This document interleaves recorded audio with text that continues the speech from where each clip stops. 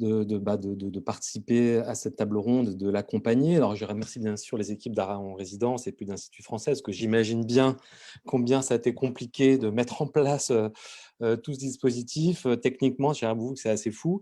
Alors, vous avez bien compris que ça va être moins une table ronde qu'une tablée virtuelle, c'est-à-dire quelque chose un peu différent. Mais bon, même une tablée virtuelle, on n'aura pas la présence des corps, mais on entendra au moins des voix. Et après tout, bon, c'est peut-être ce qui est le plus important, c'est que des voix puissent se faire entendre. Donc, je vous présente rapidement un peu l'objet un peu de cette table ronde-ci. Bon, comme vous avez pu l'observer depuis hier, on voit bien au fil des débats, des rencontres, que bon, on voit bien que les résidences d'artistes restent des lieux d'une très très grande variété.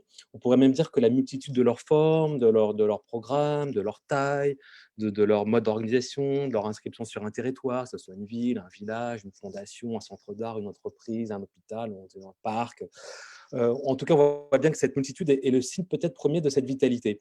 Et cette vitalité, il me semble, rappelle combien, évidemment, combien les résidences d'artistes répondent à une nécessité pour tous ces jeunes artistes, parfois moins jeunes aussi d'ailleurs, qui évidemment trouvent là une assise, un outil euh, qui leur permet de travailler, d'expérimenter et d'exister le temps d'un projet.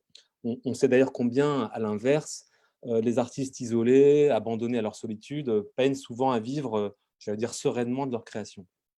Donc l'objet de cette table ronde cet après-midi est précisément de saluer cette vitalité et qui, à la fois ancienne et renouvelée. C'est bien l'idée de cette table ronde, c'est de proposer ici et de s'attarder sur des projets de résidence qui ont été lancés très récemment, depuis 2 ans. En gros, c'est tous des projets qui ont été lancés ces 2 dernières années, comme un peu la preuve concrète à la fois de l'attente que les résidences d'artistes continuent de susciter auprès des artistes eux-mêmes, mais aussi comme la preuve d'un renouvellement dans les manières d'organiser, de mettre en place, d'envisager des programmes de résidence. Parce que ce qui est intéressant, vous allez le voir, vous allez l'observer cet après-midi, c'est que toutes ces résidences très jeunes déploient des programmes, des projets très nouveaux dans leur mode d'organisation, dans l'articulation entre le champ de l'art et le champ de l'entreprise, entre les arts plastiques et les nouvelles technologies, entre les arts plastiques et la recherche, l'écriture, entre une culture nationale et des horizons culturels, disons, élargis. On voit bien que là, on va avoir une cartographie assez nouvelle et en tout cas, disons, oui, élargie de toutes ces résidences. Donc, de Saint-Louis au Sénégal, à Poitiers dans la Vienne, de Paris à Clermont-Ferrand, on voit bien que tous les cas qu'on va étudier cet après-midi, précisément, sont le visage, j'allais dire actuel, réactualisé de sa manière ou reconfiguré des résidences d'artistes, ancrées à la fois dans des territoires précis et ouvert à des échanges internationaux. C'est ça qui est intéressant, cette tension forte entre, il me semble, entre le global et le local, et puis surtout dans une attention très très forte portée aux conditions de travail des artistes et à leur devenir. Je pense que cette attention et ce devenir, évidemment, reste un point clé de tous ces projets. Donc, ce qu'on vous propose, c'est un peu de décrire chacun de ces 6 projets. On a donc six cas là, précis à explorer, à partir desquels on pourra peut-être collectivement tous réfléchir à peut-être à quelques leçons qu'on peut en tirer. Donc, on va commencer avec un premier cas que va nous présenter Marc Monsalier, qui est le directeur délégué de l'Institut français au Sénégal et qui a inauguré il y a un peu plus d'un an, en juin 2019, la Villa Ndar à Saint-Louis, qui est une résidence d'artiste qui va vous présenter très, très précisément. Donc, Marc Monsalier est un spécialiste un peu du territoire africain, parce qu'il a été, avant d'être au Sénégal, chargé de mission à l'Institut français de Tunis, donc il connaît assez bien la scène africaine, et il a été également lui-même galeriste, éditeur dans ses plus vieilles années. Donc, il a, je pense, une expérience assez, je pense, située et documentée de tout ce territoire-là. Donc, il n'est pas présent physiquement avec nous via l'écran, mais on a une vidéo de sa présentation que nous allons maintenant pouvoir juste observer et regarder. À tout à l'heure.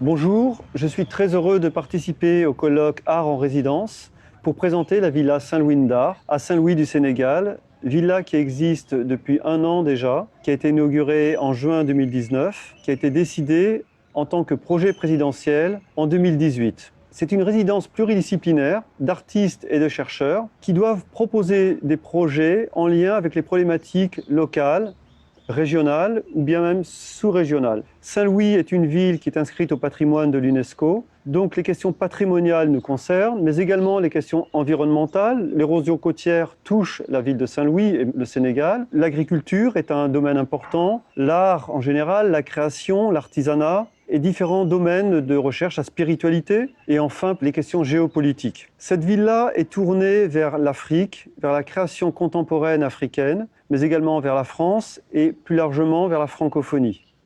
Le fonctionnement de la villa se développe par appel à candidature et nous avons constitué pour ça un comité d'experts, chacun étant compétent dans sa discipline, allant des arts vivants jusqu'à la recherche, les arts numériques bien sûr, et puis le spectacle vivant, la musique, le cinéma, etc.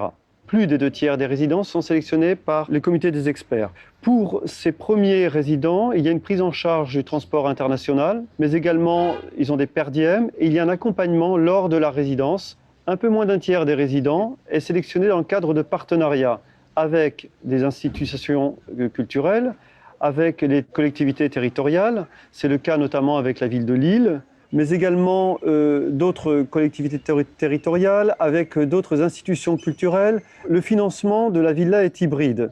Le poste finance une grande partie des projets sélectionnés par le comité de sélection. L'Institut français de Paris nous a soutenus par 3 fois dans la création de cette villa. Nous avons un financement privé fait de sponsors, de mécénats, avec les entreprises locales notamment, et puis avec les acteurs culturels. Les résidents également sont en lien avec tous les secteurs de l'Institut. L'Institut français de Saint-Louis a une salle de cinéma qui va être réalisée tout prochainement. Nous avons un programme de cinéma important, un programme d'art du spectacle avec une scène importante, un programme de médiathèque où les résidents peuvent rencontrer les lecteurs, mais également faire certaines recherches. Nous avons une galerie d'art. Les résidences à l'Institut durent entre 1 et 3 mois. Au minimum 1 mois, ce qui leur permet d'inscrire leur projet dans la durée, et jusqu'à 3 mois, ce qui permet vraiment de développer un projet d'envergure. Nous avons nommé un coordinateur de la villa qui s'appelle Victor Faye, qui travaille donc à l'Institut depuis 2 ans maintenant, et qui accompagne les résidents.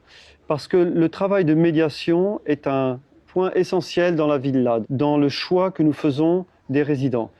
C'est aussi une des raisons pour lesquelles les résidents doivent avoir un niveau de français suffisant pour pouvoir communiquer avec les populations locales. Cette médiation se fait de différentes manières, avec le grand public, lors de conférences qui sont données. Ça a été le cas lorsque nous avons reçu Souleymane Bachir Diagne, le philosophe qui a mobilisé vraiment des populations très importantes. Mais nous faisons aussi un accompagnement d'artistes locaux, lorsqu'un résident, par exemple photographe ou peintre ou documentariste, peut accompagner un artiste local, cet artiste-là peut aussi devenir son assistant lorsque le résident a des recherches à faire sur Saint-Louis. La Villa Saint-Louis Ndar travaille avec toutes les institutions culturelles et de recherche de Saint-Louis. C'est le cas du CRDS, le Centre régional de documentation de Saint-Louis, mais également le musée de la photographie, le MUFO, le Centre culturel régional également, qui lui dépend du ministère de la Culture sénégalais et qui est un point très important pour toutes les démarches que nous devons faire, la mairie, l'inspection d'académie de la région de Saint-Louis et plus largement d'autres régions si le résident se rend dans ces régions, et puis les associations culturelles, les associations sur l'environnement. Le prochain appel à candidature va paraître cet été. Bien sûr, nous attendons beaucoup de candidatures qui seront remises au comité de sélection, lequel se réunira cet automne pour annoncer les lauréats. Nous espérons avoir un grand nombre de candidatures de France, bien sûr, du monde francophone, mais aussi d'Afrique, de la part des Africains de la création contemporaine. Nous espérons avoir encore davantage d'audience sur le continent africain, comme nous l'avons déjà en France, et nous espérons évidemment nouer de forts partenariats avec d'autres résidences, avec d'autres structures culturelles, pour développer davantage et dynamiser encore davantage ce projet qui est porté par l'Institut français, par le coordinateur Victor Faye et par moi-même.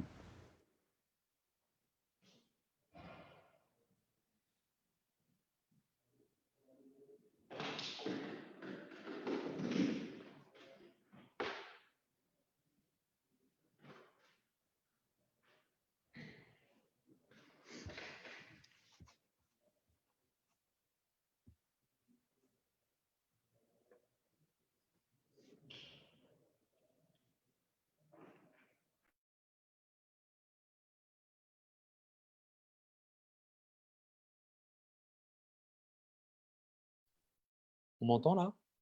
C'est bon? OK.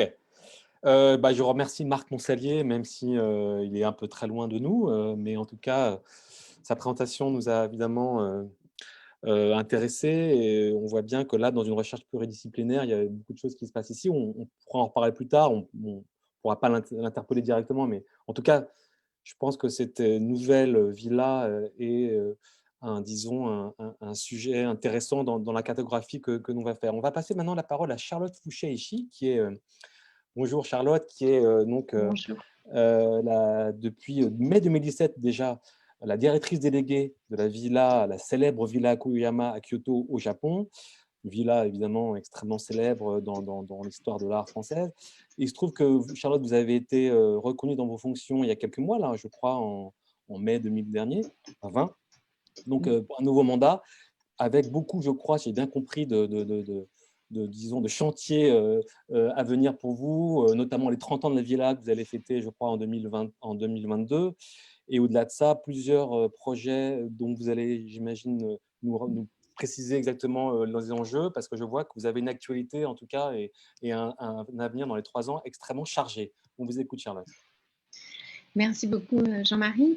Bonjour à tous. Je voulais tout d'abord remercier Art en résidence de m'avoir invité et tout particulièrement dans cette table ronde puisque on parle des projets inspirants et qui datent de moins de 2 ans et la villa qui va bientôt fêter ses 30 ans. Ça me fait d'autant plus plaisir de participer à cette table ronde puisque toutes les actions qu'on mène avec toute l'équipe finalement sont visibles.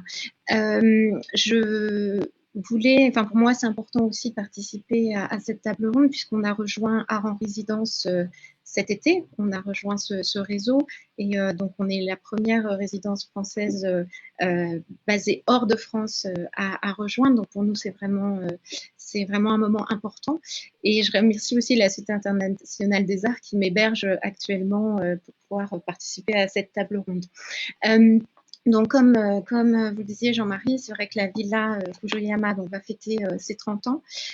Donc, pour présenter très rapidement, c'est un programme de résidence de recherche qui était le premier programme de résidence à ouvrir au Japon et qui, dès l'origine, était vraiment un dispositif franco-japonais avec à la fois des intellectuels et des industriels qui ont participé au montage de ce projet. Actuellement, et en tout cas depuis 2014, donc on a une nouvelle gouvernance, un nouveau modèle économique, et donc nous sommes rattachés au ministère de l'Europe et des Affaires étrangères. Nous sommes un des 6 établissements de l'Institut français du Japon. Le programme de résidence est coordonné avec l'Institut français à Paris et donc depuis 2014, nous avons un mécène principal qui est la Fondation Bettencourt-Schuller qui soutient non seulement les projets, les activités, mais aussi tout le programme et je dirais tout ce qui est invisible et tout le quotidien, ce qui est très important pour nous.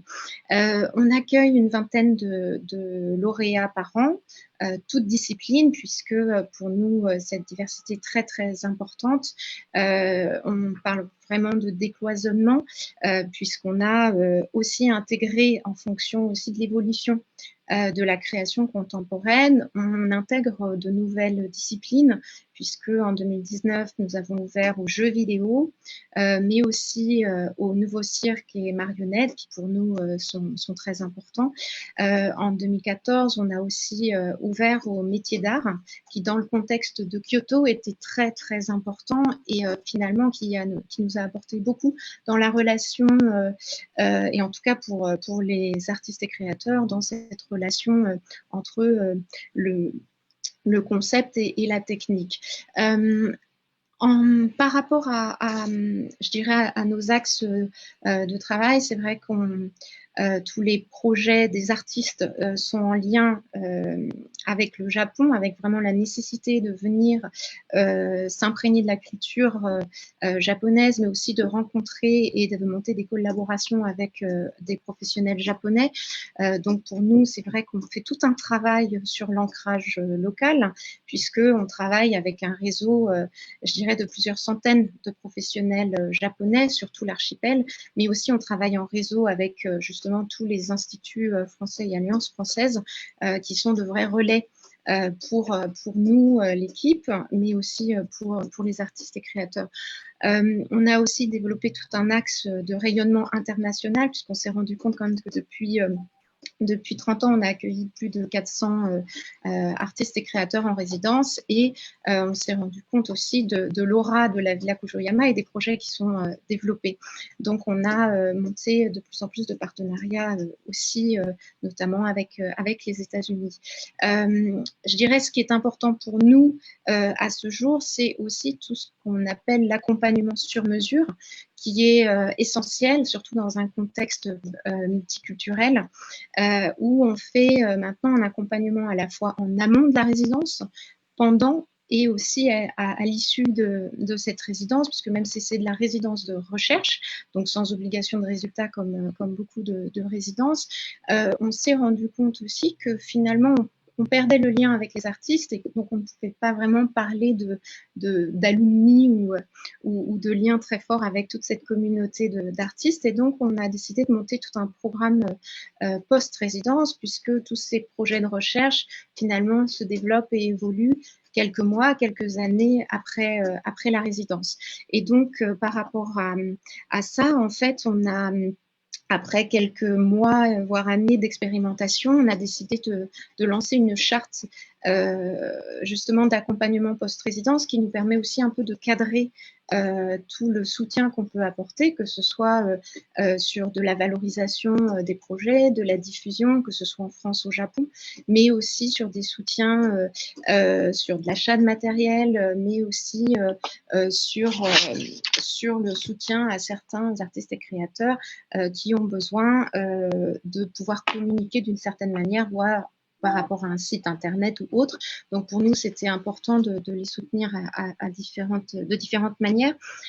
Sur l'aspect post-résidence, donc je représente aussi aujourd'hui le festival Viva Villa qu'on organise depuis 2016 avec la Villa Médicis et la Casa de Velázquez, qui ouvre d'ailleurs ce soir même à la collection Lambert en Avignon, où on présente justement, on appelle ça le festival des résidences, et ce qui nous permet en tout cas de montrer ce qui se passe dans les 3 résidences, et nous espérons à l'avenir pouvoir aussi élargir et ne plus être à 3, mais pouvoir élargir aussi et inviter d'autres résidences à participer, puisque c'était vraiment l'idée de lancer une initiative qui, nous l'espérons, pourra évoluer dans les années à venir.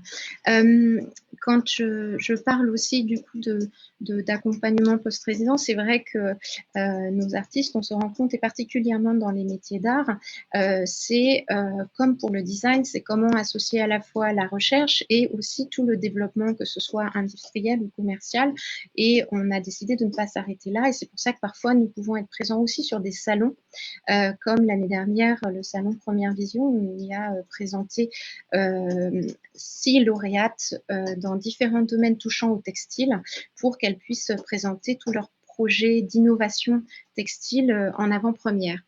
Dans les projets aussi qu'on développe vraiment très, très récemment, et quand je parle d'accompagnement pendant la résidence, on s'est aussi rendu compte par rapport à cet ancrage local, la nécessité en tout cas des artistes étrangers qui viennent à Kyoto de pouvoir rencontrer un certain nombre de professionnels.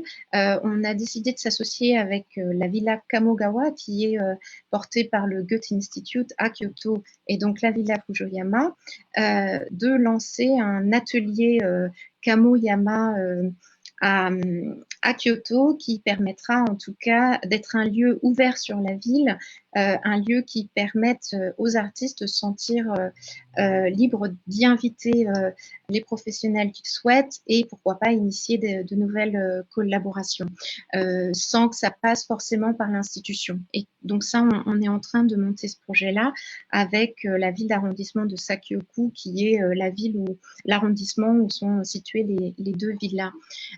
Dans les projets qu'on développe plutôt à l'international et qui sortent un peu de notre dispositif habituel de la Villa Kujoyama, on a lancé suite aussi à un constat que de nombreux artistes japonais aimeraient postuler à la Villa Kujoyama dans le cadre de notre programme duo, ne connaissaient pas la scène artistique française et donc avaient des difficultés en tout cas à entrer en contact avec cette scène. Et donc on a décidé en tout cas avec l'Institut français Paris et avec les cités internationales des arts, associé à deux partenaires japonais qui sont la Tshishima Foundation et le Kyoto Art Center, d'ouvrir un studio Villa Kujoyama à la Cité internationale pour y accueillir toute une jeune génération d'artistes japonais pour ensuite, pourquoi pas, d'ici quelques années, postuler en duo à la Villa Kujoyama.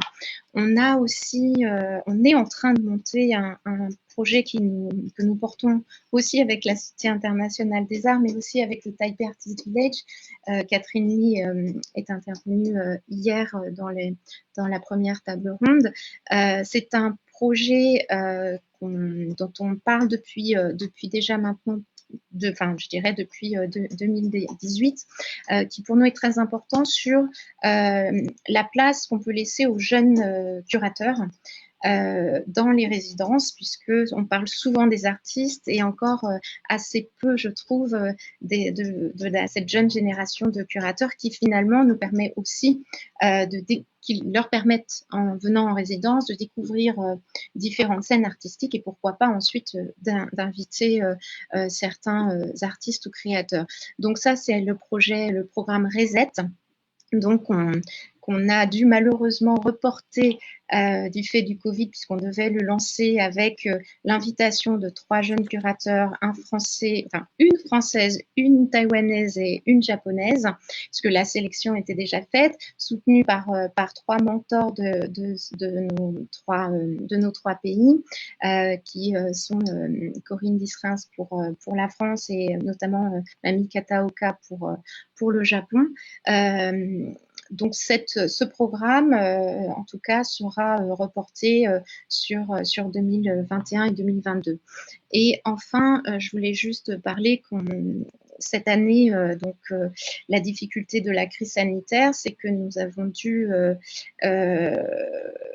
nous avons vécu quasi une année blanche à la Villa Kujoyama puisque nous n'avons plus d'artistes en résidence depuis mars, puisqu'ils sont dû rentrer en France de toute urgence. Donc pour nous, c'est actuellement comment faire vivre une résidence sans artistes. Et c'est là où, pour moi, tout l'aspect alumni et l'aspect post-résidence, finalement, nous permet de garder ce lien qui est très, très, très important avec tous les artistes qui sont passés, qui ont dû repartir et ceux qui doivent venir. Donc là, on fait tout un report sur l'année 2021 pour que nos artistes puissent revenir faire leur recherche. Mais voilà, je voulais juste dire qu'en ce moment, on se pose énormément de questions sur l'avenir par rapport à la mobilité de nos artistes. Merci.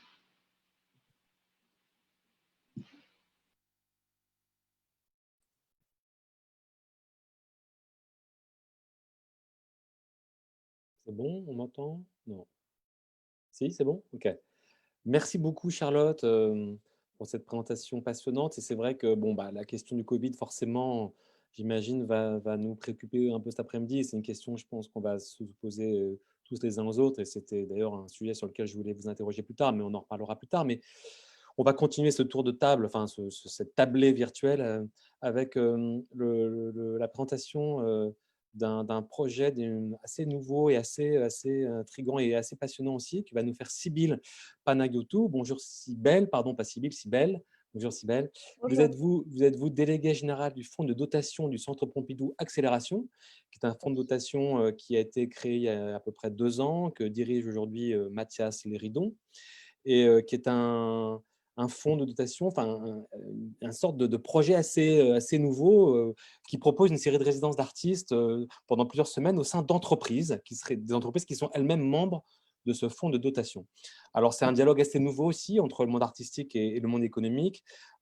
Présentez-nous un peu la nature de ces échanges, comment ça a été pensé et puis quels sont aussi, déjà 2 ans après, disons peut-être, les résultats qu'on en a eu. Parce qu'en l'occurrence, la première génération des artistes qui ont participé à ce fonds ont présenté déjà leurs œuvres au Centre Pompidou, qui vont être, vous allez nous l'expliquer, mais faire partie des collections permanentes du Centre Pompidou. Donc, c'est pour le coup un travail très concret qui va rejoindre comme ça une des collections les plus prestigieuses dans le monde de l'art contemporain. C'est assez important. Cybèle, je vous laisse vos 10 minutes à un quart d'heure pour nous parler de tout ça. Très bien, merci beaucoup. Vous m'entendez bien? Oui. Super. Tout d'abord, merci beaucoup à En Résidence de m'avoir invitée. Je suis très heureuse de venir vous parler de ce projet qui, effectivement, organise des résidences d'artistes en entreprise et donc qui est un peu plus éloigné des sujets qu'on connaît, mais qui se veut aussi très intégré dans ce panorama. Je ne sais pas si on peut mettre la présentation que j'ai préparée à l'écran. Elle va arriver, je pense. Très bien. Alors ce projet, pour vous parler un peu de la genèse de ce projet, il a été conçu, on peut passer à la slide suivante, dans la continuité évidemment du projet du Centre Pompidou lui-même et dans la continuité de la vision de Georges Pompidou qui, avait déjà, une vision très très intégrée de la société civile. Donc la slide suivante, donc ce projet de fonds de dotation, il a été conçu dans cette continuité et en se voulant une rencontre inédite entre la création artistique et le monde de l'entreprise. Ce projet, c'est évidemment aussi une nouvelle forme de mécénat, car toutes les entreprises sont également mécènes du Centre Pompidou. C'est ce projet qu'avait en tête Serge Lasvigne et le président du fonds de dotation Mathias Léridon, comme vous l'avez évoqué, qui ont embarqué avec eux d'autres chefs d'entreprise et des entreprises qui se sont engagées sur un temps long, qui est aussi une des particularités de ce projet. Ce dialogue, on peut enchaîner sur il se formalise sous forme de saison qui dure au moins 2 ans. Elles sont, je vais vous en parler plus en détail. Pour vous parler un peu des entreprises, c'est un projet qui regroupe un nombre précis d'entreprises parce qu'on a voulu aussi privilégier la qualité des échanges et non une quantité de mécènes trop importante. Ces entreprises, elles sont toutes extrêmement différentes avec des activités toutes très différenciées et localisées un peu partout en France et dans le monde également. Chaque saison se constitue de temps forts. Le premier temps fort, c'est l'adoption d'un thème. Le thème de la première saison, comme vous l'avez évoqué, Jean-Marie, là, on a achevé l'année dernière la première saison qui a duré 2 ans, c'était l'émotion. L'émotion comme fil rouge comme vecteur commun entre nous, individus, la société, les entreprises et bien sûr la création. Ce thème, on l'a exploré à travers un événement inaugural, excusez-moi, qui était le temps 2, que d'ailleurs Jean-Marie Durand on était le modérateur en septembre 2018, qu'il connaît bien. C'est un événement qui était une première exploration de ce thème de l'émotion, au cours duquel des intervenants venus du monde entier et de tous les secteurs d'activité différents se sont réunis. Et c'était une première occasion pour explorer ce thème. On arrive au cœur du sujet d'aujourd'hui, au cœur du projet également, que sont les résidences d'artistes.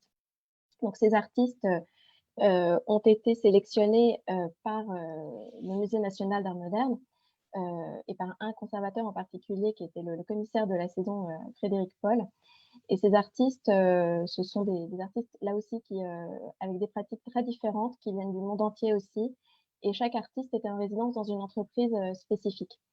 Ces binômes ou ces mariages, comme on les a appelés, se sont faits vraiment dans une démarche de dialogue. Ces artistes ont été proposés aux entreprises et chaque entreprise a ensuite rencontré l'artiste pour initier un premier dialogue. Vous en avez ici la liste et je reviendrai plus précisément au cours de la présentation sur les travaux qui ont été effectués. Ces résidences, elles ont été conçues avant tout comme des lieux d'expérimentation, sans cahier des charges précis. L'idée était de vraiment laisser des interactions libres entre les artistes et ces entreprises.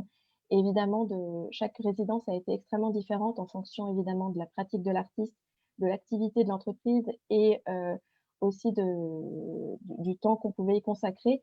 Donc certaines résidences ont duré plusieurs mois, d'autres plusieurs semaines. On a eu des temps très différents de création. Pour vous en parler plus précisément, Hubert Duprat, qui est donc un artiste français très majeur dans la création d'aujourd'hui, qui est aujourd'hui présenté aussi au Musée d'art moderne de la ville de Paris. Vous pouvez admirer ses œuvres, et notamment l'œuvre qui a été créée pour le programme d'accélération. Lui était en résidence dans une entreprise basée à Pau, qui s'appelle Terega, qui s'occupe du stockage et de la maintenance de gaz. Et Hubert Duprat a été inspiré par l'idée de l'invisible et à travers ces tuyaux 100 fois perforés qui sont matérialisés à travers son œuvre. Lionel Estève, artiste français, lui aussi basé à Bruxelles, était en résidence chez Cdiscount, qui est une entreprise que vous connaissez d'e-commerce qui est basée à Bordeaux. Et lui s'est intéressé au flux qu'il a d'abord matérialisé pour ensuite rentrer plus dans l'abstraction de l'entreprise. Donc, comme je vous disais, il n'y avait pas de cahier des charges précis, mais finalement, chaque artiste est tout de même imprégné de sa résidence et a finalement été nourri aussi par son expérience dans l'entreprise. Alexandre Estrella, lui, vidéaste portugais, a été en résidence chez Orange, que je ne vous présente pas, bien entendu. Et lui était en contact avec les ingénieurs d'intelligence artificielle à Rennes. Donc là, à travers ces 3 exemples, déjà, vous voyez qu'on a été dans plusieurs territoires différents. Et lui, Alexandre, donc est vidéaste et a confronté sa propre technologie à celle de ces ingénieurs qui étaient bien sûr très différentes. Agnès Geoffrey, artiste française, photographe, était en résidence chez Neuflize, la banque privée, qui est extrêmement impliquée aussi dans le domaine de la photographie. Agnès Geoffrey, elle a été inspirée par la salle des coffres de la banque et a réalisé 2 séries d'œuvres sur ces coffres et également une autre série d'œuvres plus proche de son travail qui touche au mystère et au secret. Jonathan Monk, donc lui aussi artiste majeur de la scène conceptuelle, a été en résidence chez AXA, le géant de l'assurance, et a créé cette map monde au moment où lui était en résidence à Paris chez AXA. Avaient lieu les premiers mouvements de Gilets jaunes. Cette œuvre est un clin d'œil à la fois à son moment de résidence, donc ce moment très particulier qui nous a tous marqués, et également son travail dans la lignée des travaux qu'il effectuait déjà sur Boetti.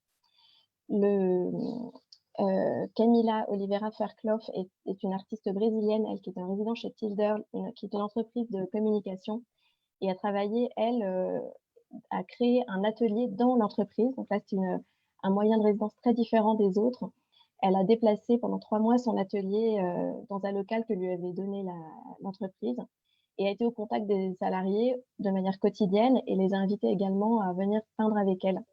Elle a également organisé des résidences au sein de sa résidence en invitant plusieurs artistes à venir exposer dans l'entreprise. Donc, elle a créé des moments très particuliers qui ont beaucoup marqué la vie de l'entreprise à ce moment-là.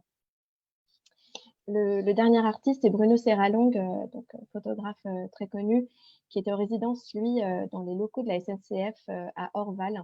Ce sont des ateliers qui sont centenaires et qui ont la particularité de construire les wagons de marchandises. Donc, ce sont des activités qui sont cachées, qu'on ne voit pas. Et la SNCF voulait vraiment mettre à l'honneur ses salariés et cette activité qu'on a méconnue.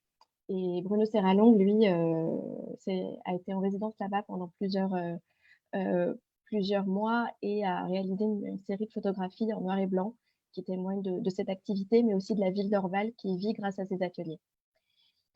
Comme vous le disiez, toutes ces œuvres ont été exposées au Centre Pompidou à l'issue des résidences, au cours d'une exposition qui a duré un peu plus de 3 mois sous le commissariat de Frédéric Paul, qui était le commissaire de la saison. Ces œuvres ont été en dialogue avec les autres œuvres de la collection du Musée national d'art moderne. C'était une sorte de clin d'œil des anciens qui souhaitent la bienvenue aux nouveaux. Et nous avons réalisé un ouvrage à cette occasion qui permettait aussi de témoigner de ces expériences. Le dernier temps fort de la saison, c'est bien sûr l'intégration de ces œuvres dans les collections permanentes. Donc, il y a un enjeu patrimonial qui est très fort dans ce projet, à la fois d'aide à la création, mais aussi de faire entrer des œuvres d'artistes qui ne sont pas encore dans les collections nationales, mais qui ont une carrière déjà très avancée. Et aujourd'hui, ces œuvres ont toutes été intégrées dans les collections. Nous sommes actuellement en train de débuter la deuxième saison de ce projet, bien sûr avec toutes les difficultés évoquées tout à l'heure par Charlotte, avec la crise sanitaire, et aussi pour nous de manière plus symbolique et plutôt très forte, la crise économique. Donc nous sommes aujourd'hui en train de réfléchir à ce nouveau thème que nous avons adopté, qui est le temps. C'est un thème que nous avions choisi avant la crise, et qui fait écho aujourd'hui et bien sûr à notre ressenti post-confinement, en tant qu'individu, mais aussi qui touche les artistes et bien sûr les entreprises dans leur nouveau rythme de travail et la manière dont on peut prédire l'avenir. Nous avons organisé récemment un premier colloque qui se nommait Changement d'heure, où nous avons demandé aux chefs d'entreprise, aux artistes et à des spécialistes des questions de société de se pencher sur cette thématique en vue des résidences que nous allons organiser à la fin de l'année prochaine et les expositions de ces œuvres qui aura lieu à la fin de l'année 2022. Voilà, merci beaucoup. C'est bon? Ouais. Cybèle, juste une petite question de précision. Pour la prochaine saison, les artistes ont été déjà sélectionnés ou pas encore sur les Alors, résidences à venir? Ouais. oui, alors le prochain commissaire est Michel Gauthier, je ne l'ai pas nommé. Ouais. Il a fait une première sélection d'artistes, mais les binômes artistes-entreprises n'ont pas encore été effectués. Voilà, c'est pour ça qu'il n'est pas annoncé. Voilà. Ok, d'accord. Très bien. Merci beaucoup, Cybèle. Merci à vous. On va enchaîner avec un projet qui, dans sa singularité, rejoint d'une certaine manière un peu dans sa logique d'ensemble, disons, l'expérience du fonds de dotation du Centre Pompidou, avec un programme de résidence qui s'appelle Pacte, que Sandrina Martins, qui est avec nous, bonjour, directrice générale du Carreau du Temple, va nous présenter. Donc, Sandrina, vous êtes directrice, je vous le dis, depuis, voilà, vous êtes directrice du Carreau du Temple depuis maintenant 5 ans. Vous avez, pour vous présenter rapidement, quand même traverser le paysage artistique et culturel français de manière assez cinglante, puisque vous avez quand même été directrice du projet Marseille Capitale Européenne de la culture en 2009-2013. J'étais une des directrices de projet. Une des directrices, voilà, pas de la projet. directrice générale de Marseille. Voilà, pardon. Je vous donne trop d'importance. Mais avant ça, vous avez été aussi secrétaire général d'un festival extraordinaire qui s'appelle Actoral, hein, qui est un festival international d'art et d'écriture contemporaine à Marseille. Et vous avez également travaillé à Montevideo, qui est le centre de création contemporaine qui accueille ce festival. Donc, vous avez une expérience, disons, marseillaise assez forte avant d'arriver à Paris. Donc, au cœur de Paris, au Carreau du Temple, qui est lui-même déjà un projet, vous allez peut-être nous en parler rapidement, assez intéressant par disons, sa multiplicité d'outils proposés. Et dans ce cadre-là, donc Pacte, qui est donc un nouveau projet d'une résidence qui est également lui-même d'essayer de creuser un peu la question du croisement, de dialogue entre le monde de l'art et le monde de l'entreprise. Sandrina, je vous laisse la parole. Bonjour à toutes et à tous. Merci également à En Résidence pour cette invitation, donc pour cette table ronde qui devait se dérouler à l'origine, donc ici même dans nos locaux. Bon, je suis dans mon bureau, mais on n'est pas sur le plateau de l'auditorium. Donc pour vous parler du programme Pacte, je fais effectivement un petit rappel de ce qu'est le Carreau du Temple, hein, puisque effectivement c'est moins réputé, moins connu que le centre Georges Pompidou pour l'ensemble des participants, notamment ceux qui ne vivent pas en France. Donc, c'est un bâtiment qui a ouvert c'est un lieu qui a ouvert en 2014. C'est un ancien marché tels qu'on peut les imaginer à la fin du 19e siècle. Hein. C'est des grands marchés, hein, des grandes halles de métal. Et donc, la ville de Paris est propriétaire de ce bâtiment et a commandé, il y a donc une quinzaine d'années, sa requalification totale. Donc, depuis, le Carreau du Temple est un établissement qui est dédié à la fois à l'art, mais également au sport, ce qui est vraiment sa particularité. Donc, on est au centre de Paris.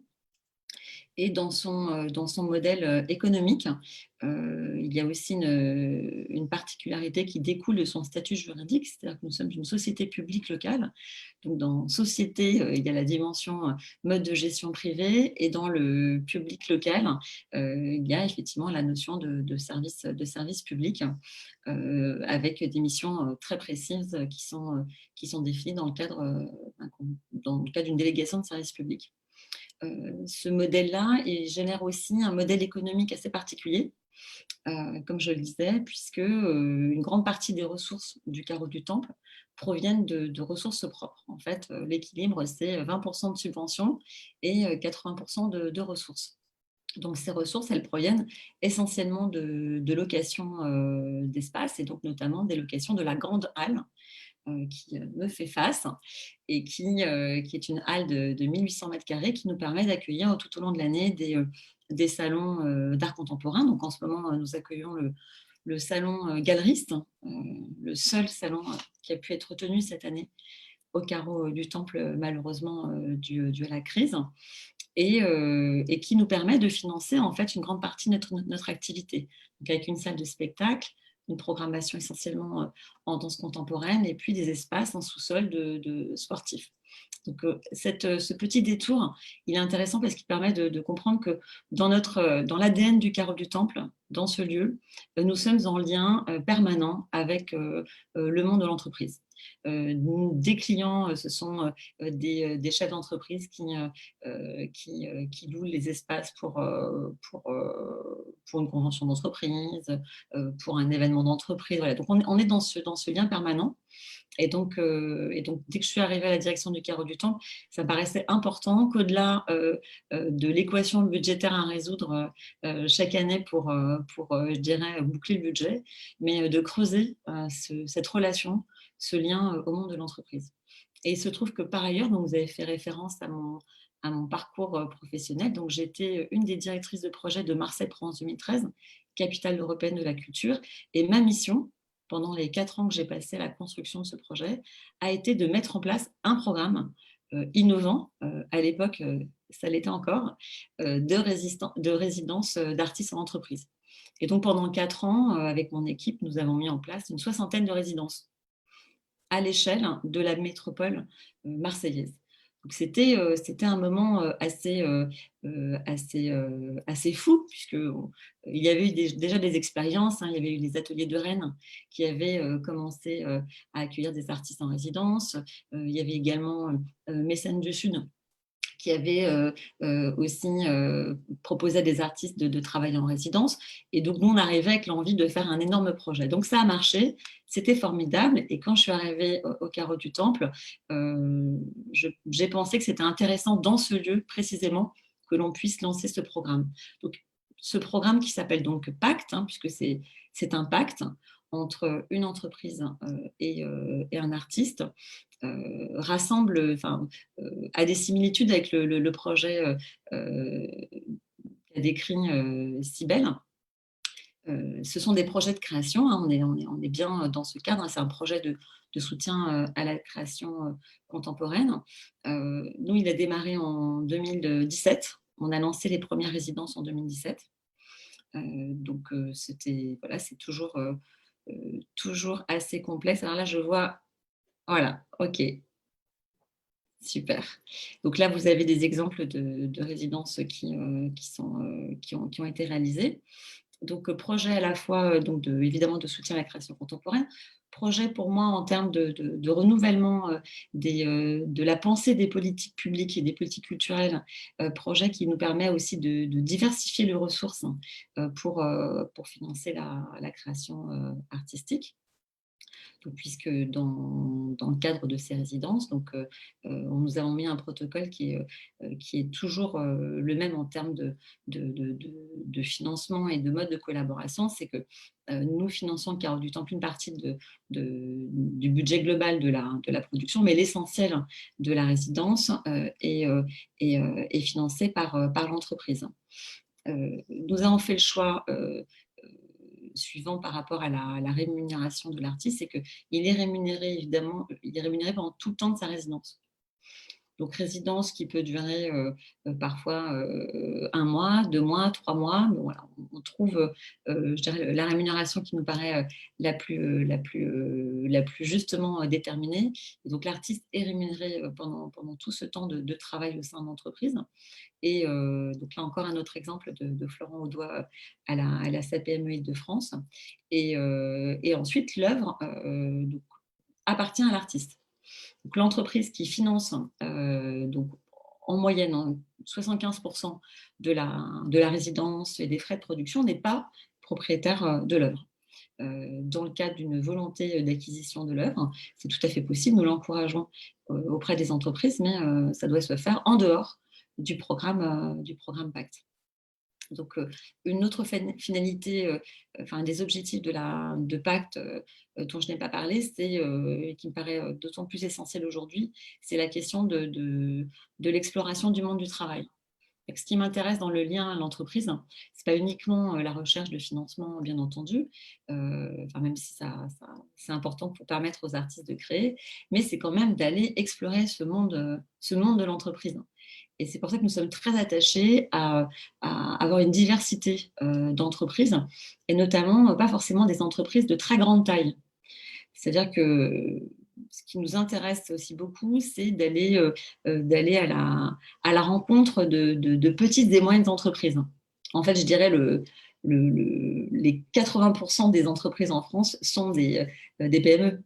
Et les entreprises qui font du mécénat, souvent, sont des grandes entreprises. Et on a organisé une rencontre récemment avec l'Admical qui disait qu'il y avait quand même vraiment toutes ces PME qui n'étaient pas du tout sollicitées et que c'était intéressant de voir dans quelle mesure on allait pouvoir trouver de nouvelles ressources et de nouveaux modes de collaboration en allant solliciter toutes ces nouvelles entreprises-là. Donc moi, c'est ce qui m'intéresse aussi, c'est d'aller à la recherche de ces entreprises qui sont motivées, et de permettre à un artiste d'aller créer une œuvre. Et je dirais que dans un monde du travail qui est en telle mutation, enfin le monde est en mutation, on le sait depuis maintenant un certain nombre d'années dans le cadre de son travail, on sait qu'il y a une accélération du temps. C'est passionnant de relire tout ce qu'a pu écrire Hartmut Rosa sur la question de l'accélération du temps, de l'aliénation par rapport au temps. Et donc, on était traversé par tout ça depuis un certain nombre d'années. Et puis là, tout s'est arrêté.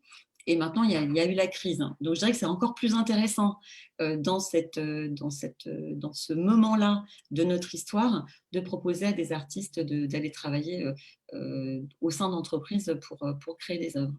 Et puis, pour terminer donc sur cette présentation, pour nous, c'était important aussi de donner une visibilité aux œuvres. Et donc, nous avons imaginé la création d'un temps fort de présentation de ces projets, qui est notre biennale Pacte, dont la première édition a eu lieu en 2019. Et qui a donc pour vocation de montrer à la fois les œuvres qui ont été réalisées ou qui sont réalisées dans le cadre de notre programme de résidence, mais également d'élargir la présentation des projets à d'autres œuvres qui ont été réalisées dans d'autres programmes de résidence d'artistes en entreprise. Voilà.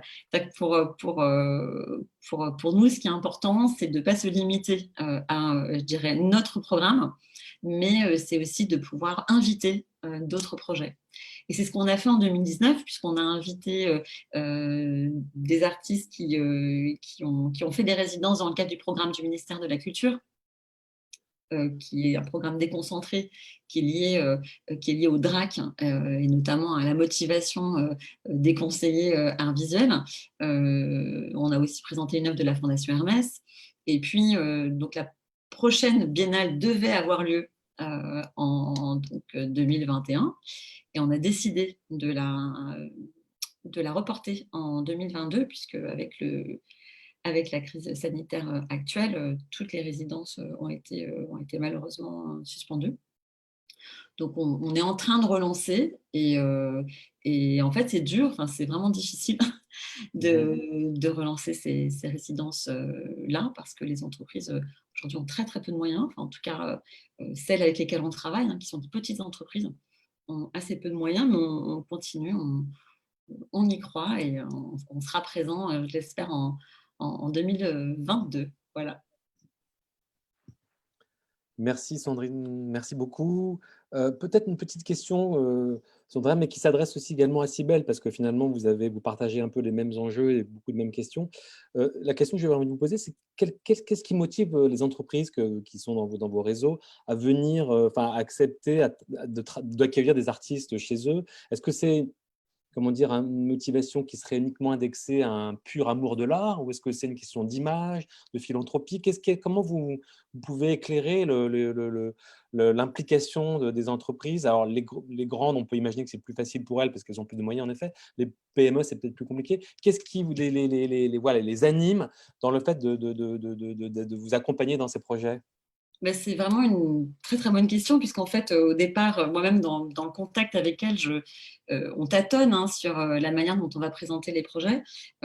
Aujourd'hui je dirais si je devais résumer extraire ce qui me paraît être l'argument fondamental, c'est pas la communication, en tout cas pas celle avec lesquelles on travaille. D'autant qu'on leur dit tout de suite qu'un projet de pacte, c'est un projet, enfin ça peut être un formidable outil de communication, mais ce n'est pas un projet de com. Ça, on leur dit très clairement dès le départ. Non, en fait, ce sont des entreprises puisqu'on ne leur propose pas une communication de dingue, ce sont des entreprises qui se rendent compte, enfin, qui se saisissent de l'opportunité qu'on leur propose. C'est-à-dire que d'elles-mêmes, elles n'iraient pas. Elles n'iraient pas chercher, elles n'auraient pas forcément eu l'idée ni l'envie de le faire, mais à partir du moment où on les sollicite, elles se disent, comme l'occasion est trop belle de faire vivre à mon équipe un projet innovant, inédit, qui est créateur de liens sociaux au sein de l'entreprise, qui permet de valoriser les savoir-faire des métiers de l'entreprise. Et ça, c'est vraiment essentiel pour des entreprises, comme on va valoriser leur métier, leur activité, leur savoir-faire. Et puis, c'est aussi très, très souvent incarné, ces entreprises sont surtout incarnées par des personnes, donc femmes ou hommes, qui ont pris conscience de la nécessité aujourd'hui pour les entreprises de devenir des acteurs vraiment du développement de la vie de la cité. Il y a quand même cette dimension politique qui émerge avec cette conviction quand même qu'il faut y aller. Enfin, il y a une responsabilité. En tout cas, moi, je le sens très fortement. D'accord. Cybèle, ouais. Oui, bah, évidemment, on est absolument alignés sur ces aspects-là avec Sandrina et on a déjà eu l'occasion d'en parler. On aimerait aussi beaucoup collaborer ensemble pour les prochaines éditions. Donc, on est vraiment en phase sur tous ces aspects. Peut-être juste par rapport au Centre Pompidou et à ce projet, ce qu'on a pu remarquer aussi, c'est la place de l'humain, évidemment, qui est au cœur de tout ça, de tout ce projet. C'est surtout des rencontres avant tout. Et par rapport aux volontés, aux attentes des entreprises, on a remarqué que c'était des attentes toujours très, très différentes. D'accord. C'est un projet commun, c'est toujours très différent, mais quand même une volonté de s'inscrire dans des projets innovants. Aujourd'hui, tout le monde est à la recherche de mécénat et de financement. On connaît les situations actuelles et même passées. Là, il y a quand même une volonté d'innover et une volonté de replacer aussi le salarié au cœur de projet. Donc, au-delà de la communication les leviers sont toujours importants pour nos interlocuteurs, mais c'est pas la priorité. En tout cas, bon, c'est pas comme ça que le voit Centre Pompidou. Et dans notre cas, et aussi dans le cas du Carreau du Temple, il y a un accompagnement de ces résidences. Il y a toujours on accompagne tout le processus de production, de rencontre. Donc, en fait, finalement, ça devient une aventure commune avec plusieurs acteurs très différents. et qui n'ont pas toujours les mêmes, aussi le même savoir par rapport à l'art contemporain, où ce sont quand même des milieux qui ne se rencontrent pas forcément et en tout cas très rarement. Et on a aussi vu, et là je rejoins complètement Sandrina, aussi cette volonté de mettre en avant des savoir-faire, des métiers qu'on ne connaît pas. Et c'est des vecteurs qui nous touchent aussi vraiment profondément, avec toujours évidemment en fond toutes ces questions de RSE, etc., et la responsabilité de l'entreprise, et comment aussi intégrer tous ces acteurs majeurs de l'économie dans l'action culturelle. Donc, on voit que finalement, c'est une réponse il y a plusieurs réponses à votre question, et qui du coup est très juste par rapport à ces projets. Parfait. Ce qu'on n'a pas dit, Jean-Marie, juste pour comprendre, parce qu'effectivement, avec Cybèle, on se parle beaucoup. Ouais, on a prévu dans la prochaine biennale de présenter des œuvres qui ont été réalisées dans le cadre du programme Accélération. D'accord. Oui, donc on est assez connectés pour montrer à nouveau ces œuvres et de leur permettre finalement d'être vues le plus possible par le public. Très bien. Parfait. Bah, écoutez, merci beaucoup à toutes les deux. C'était vraiment passionnant. Voilà une piste assez nouvelle et je pense qui va, j'imagine, être creusée dans les années à venir, en tout cas pour ce projet de résidence d'artiste. On va un peu décentrer un peu à la fois le territoire, j'allais dire, mental ou concret, physique du travail, mais également le territoire physique, géographique, parce qu'on va un peu quitter Paris quelques instants pour aller rejoindre une très belle région, en l'occurrence le Grand Poitiers, donc avec le projet que va nous présenter Sandra Beuchet. Bonjour Sandra. Bonjour. Avec nous. Bonjour. Vous êtes chargée du développement culturel et des résidents d'artistes à Poitiers et dans son agglomération, hein, c'est ça? Le Grand Poitiers, Exactement. comme on l'appelle. Voilà. Ouais, communauté urbaine, c'est une Communauté urbaine, voilà, exactement. Et vous allez nous présenter un projet assez nouveau et assez, j'allais dire, très, très intéressant de la Villa Bloch, qui est une villa qui a été ouverte en février 2019, donc il y a qu'un an et demi maintenant, qui est une résidence d'artistes, mais également une maison d'écrivain qui a un passé important. Et racontez-nous un peu l'originalité de votre villa, parce qu'elle est assez différente de tous les projets qu'on a aujourd'hui là en discussion. Comme vous le disiez, effectivement, ce projet il est lié à un auteur, à un écrivain qui s'appelle Jean-Richard Bloch. Alors, je voulais justement faire un petit clin d'œil aussi à Hélène Amblès, qui était notre ancienne directrice générale adjointe Culture Patrimoine, qui a construit ce projet de la Villa Bloch sous l'ancienne municipalité de Poitiers, qui est maintenant, Hélène est maintenant au ministère de la Culture. Donc, je la remplace aujourd'hui. Bon courage à elle. Hein. Oui, pour vous présenter ce projet. Donc, cette Villa Bloch, elle est dans l'ancienne maison de Jean-Richard Bloch. C'est important de présenter Jean-Richard Bloch puisque ce projet, il est vraiment lié à sa personnalité et à son engagement. Donc, la ville de Poitiers a acheté cette propriété en 2005 et elle s'est engagée auprès des ayants droit de la famille donc, à y développer un projet culturel pour rendre hommage à Jean-Richard Bloch, à assurer la pérennité de la maison effectivement, et la conservation du patrimoine. Donc, Jean-Richard Bloch, c'est un intellectuel de la première moitié du XXe qui a connu les plus grands, pour en nommer quelques-uns, Louis Aragon, Romain Roland, Georges Duhamel, André Gide, Stéphane Zweig, Fernand Léger et bien d'autres. Je vous passe la liste. Jean-Richard Bloch est ce que l'on nomme un polygraphe, c'est-à-dire qu'il avait plusieurs plumes. Il était en effet à la fois romancier, dramaturge, essayiste, journaliste, chroniqueur, directeur de revue, éditeur, épistolier prolifique, et c'était également un pacifiste engagé. Donc cette maison était à la fois un lieu de rencontre, de passage, de convivialité, où bon nombre d'intellectuels, d'écrivains, d'artistes sont venus et y ont séjourné, parmi lesquels des écrivains espagnols et allemands qui fuyaient la répression dans leur pays. Donc l'objectif à présent, c'est de rendre un hommage vivant à Jean-Richard Bloch à travers un projet dédié à la création artistique et à la liberté d'expression qu'il a défendu toute sa vie. Donc, cette ancienne demeure, elle est dans le quartier des Trois Cités à Poitiers. Elle est réhabilitée aujourd'hui pour accueillir, et peut accueillir, pardon, 4 artistes simultanément. Alors, la Villa Bloch, c'est un grand parc, comme vous le voyez là sur les photos, à la fois une maison principale que vous avez devant les yeux, et puis un pavillon qui va peut-être venir derrière dans la slide d'après. Voilà. Donc ça, c'est l'ensemble du site. L'architecte qui a travaillé sur la réhabilitation de ce lieu, il s'appelle Nicolas Dorval-Bory, il est basé à Paris.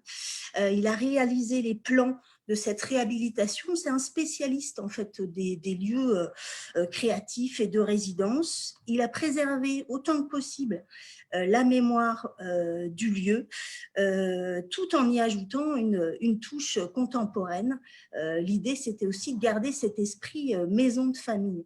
Donc, je vous laisse découvrir un peu les slides qui suivent, qui vont vous donner un peu une approche de la façon dont il a réhabilité le lieu. Ça, c'est ce qu'il a appelé la faille lumineuse, qui était une sorte de couloir un peu noir dans lesquels les membres de la famille avaient peur de rentrer, disait-il. Et là, en fait, il en a fait un peu le cœur de la maison aussi pour marquer à la fois l'ancienne maison et puis ensuite il y a eu une extension. Donc il a voulu faire aussi voilà, ce lien entre ces deux parties de la maison.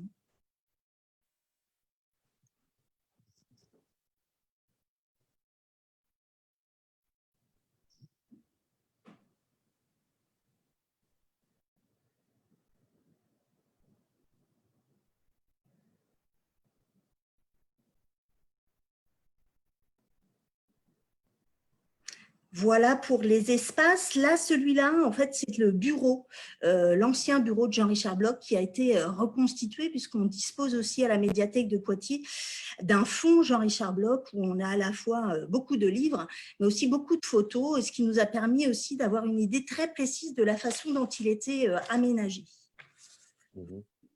Donc, c'est l'aspect un peu patrimonial du lieu. Et donc, ce site, il est à la fois sur effectivement la valorisation de la mémoire de Jean-Richard Bloch et également des résidences d'artistes. Donc, pour mettre en place ces résidences, si on peut passer à la slide d'après, Élise, merci. On a appuyé en fait le projet sur des partenariats. L'un d'entre eux, c'est avec le réseau ICORN, qui est donc le réseau international des villes refuges. Donc, ce sont des villes ou des régions de par le monde qui s'engagent à accueillir des artistes qui fuient la répression dans leur pays. Et pour nous, depuis janvier 2019, on accueille Mohamed Bam, qui est donc poète et écrivain iranien, qui a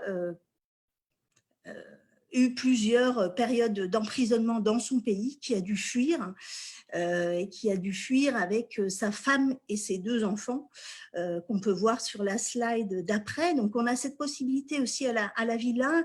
Je vous montrais tout à l'heure le pavillon. Donc, on a cette possibilité d'accueillir un artiste avec sa famille. Donc, c'est le cas pour Mohamed. Et donc, Mohamed restera jusqu'au 31 mars 2021. On a prolongé un peu sa résidence puisque, voilà, comme vous le savez, on en a déjà parlé avec la crise sanitaire. Voilà, on a souhaité aussi lui laisser un peu plus de temps à la Villa Bloch. Voilà pour ce partenariat. Le deuxième partenariat, c'est avec la Cité internationale des arts. Donc là, on a accueilli déjà plusieurs artistes. Si on peut passer à la slide après, Elise. Voilà, Anita Ekmat, qui est une artiste plasticienne, nouveau média. Kwam Tawa, poète, dramaturge, auteur jeunesse. Wassila Tamzali, qu'on a accueilli en début d'année 2020, qui est une essayiste d'origine algérienne, et puis Andrea Wamba, qui est donc danseur, chorégraphe, qui vient de quitter la villa et qui a laissé la place à Béonard Monteau, que l'on voit là à l'écran, donc écrivain, slaveur et comédien d'origine haïtienne, et qui restera jusqu'à janvier 2021.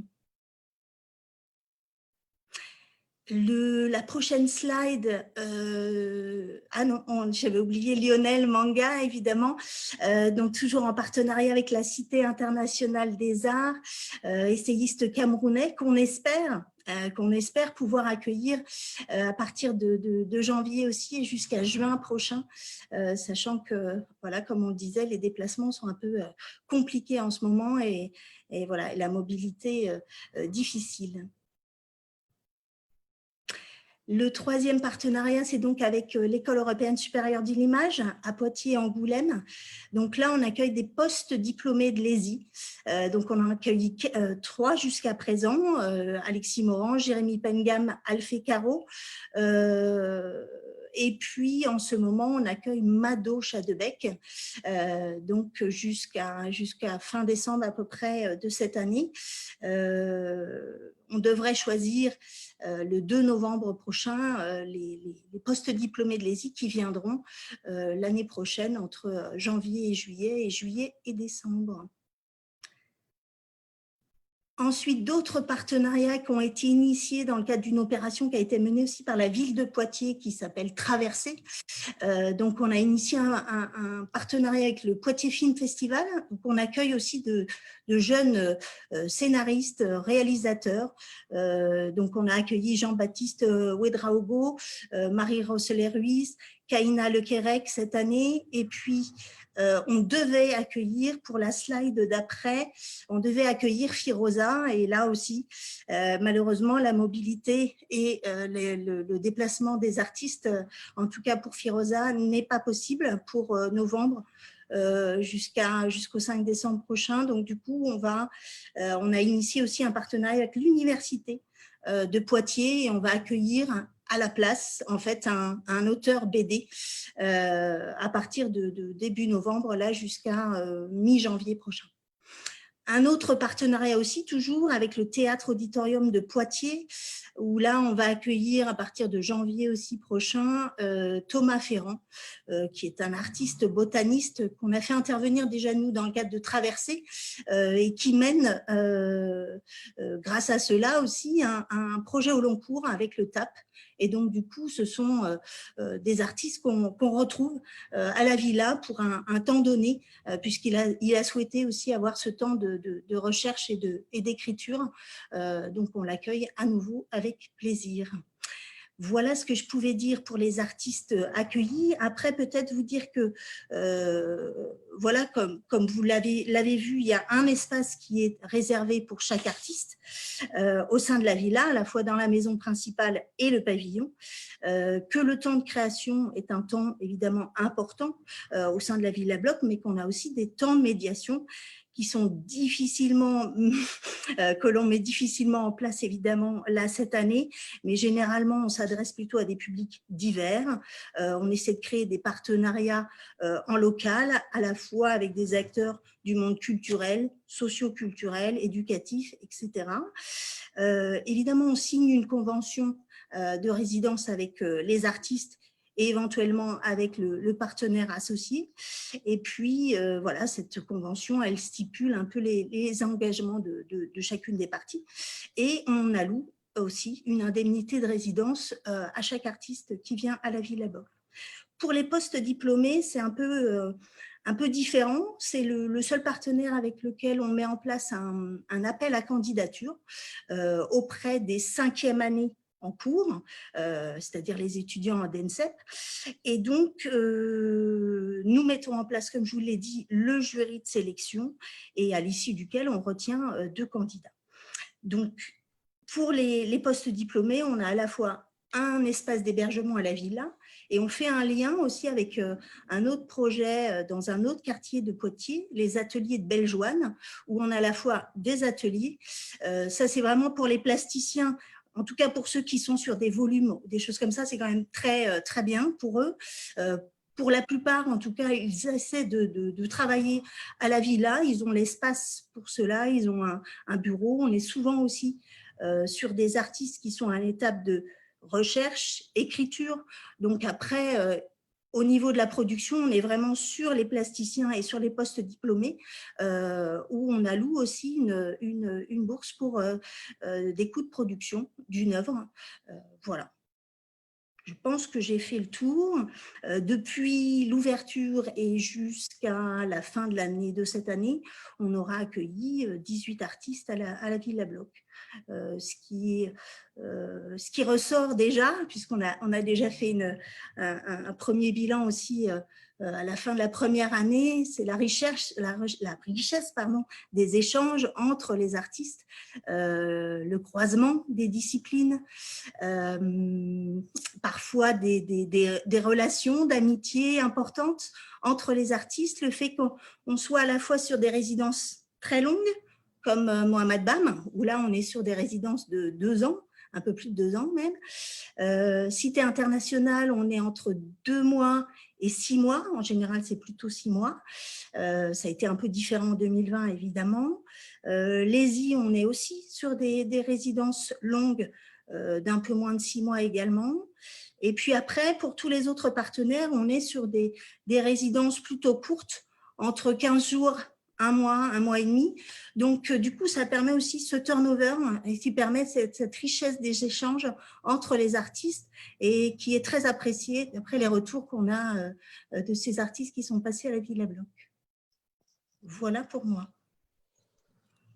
Merci beaucoup Sandra. C'est vrai que c'est important de rappeler ça, enfin, que l'une des vertus des résidences, c'est aussi d'activer des solidarités, des amitiés, des liens, et que c'est évident, une des grandes forces. Apparemment, c'est le cas de la Villa Bloc. Juste une petite question, je ne sais pas très bien, vous avez des soutiens de la région, vous avez quoi, des subventions, disons, publiques ou pas du Alors, tout? on en a eu sur l'investissement, à la fois de l'État et de la région, du département également. Sur le fonctionnement, c'est un vrai engagement politique de la ville de Poitiers, D'accord. avec des fonds propres sur l'indemnité de résidence pour l'ensemble des artistes. D'accord, c'est la ville de Poitiers. On a fait des demandes de subventions qu'on n'a pas eues. D'accord. Mais Voilà. la ville vous soutient très La fortement. ville est partie très prenante dans les indemnités des artistes. Très bien. Merci beaucoup, Sandra.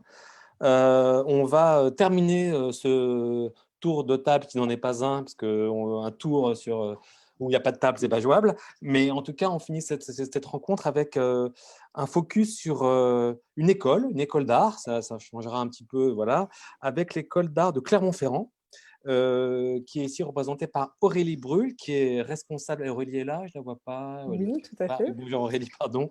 Aurélie, vous êtes donc responsable des études et des relations internationales à l'école de Clermont-Ferrand, qui est une école évidemment connue dans la cartographie des écoles d'art françaises, mais qui aujourd'hui a la particularité d'avoir lancé des projets de résidence à l'attention des étudiants de dernier cycle, avec l'idée, vous allez nous en parler précisément, l'idée de les ouvrir, disons, à des horizons géographiques et culturels assez élargis, puisque vous voulez les inviter à voyager vers plusieurs villes avec lesquelles vous avez, je crois, des sortes de partenariats, je ne sais pas comment on peut dire, notamment en Afrique, aux États-Unis, au Pérou, et pour les confronter précisément à d'autres peut-être manières de faire de l'art. Il y a quelque chose comme une sorte de projet presque, j'allais dire, programmatique, enfin en tout cas un programme de travail derrière ces échanges que vous avez mis en place ces derniers temps. Je vous laisse la parole, Aurélie. Tout à fait. Alors, merci de me recevoir également. C'est vrai que là, par rapport à tout ce que j'ai entendu, j'ai l'impression que je vais me situer, bon, de toute façon déjà dans l'amont de cette après-école qui est les artistes auxquels vous avez, vous, affaire en tant que structure d'accueil de résidence, mais aussi dans une autre façon d'appréhender les résidences par rapport à ce qui peut se dessiner dans le panorama des écoles d'art en France, ou un peu dans l'esprit de ce qui peut se faire entre la Villa Bloc et l'école d'art de Poitiers. Dans les écoles d'art françaises aujourd'hui, la question du programme de résidence est plutôt envisagée comme du post-diplôme et une forme de récompense pour les heureux élus de ce premier pied dans la vie professionnelle. Alors que nous, on a vraiment voulu instaurer les résidences d'artistes comme étant un temps de la formation et un temps qui allait aider les étudiants à fonder un rapport au monde et à l'art différent, parce que cette expérience, ils vont la faire pendant le cursus et pendant le temps où ils sont eux-mêmes en train de construire et de faire émerger une démarche artistique personnelle et singulière. Donc, je pense qu'en ça, c'est vrai qu'on défend un format de résidence qui est un peu spécifique et je vais vous expliquer comment on l'a fait émerger. Peut-être juste brièvement, parce que je ne me rends pas compte si vous avez tous connaissance un peu de ce que sont les écoles d'art et ce que sont les écoles d'art aujourd'hui. Si vous pouvez passer à la slide suivante. L'école d'art de Clermont, on est une école vraiment à petite échelle, à taille humaine. 175 étudiants sur les 5 années du cursus. Les résidences, donc, comme Jean-Marie l'a dit, sont centrées sur les étudiants de second cycle. Donc là, on est plutôt sur des jauges de 40 étudiants en cumulant la 4e et la 5e année.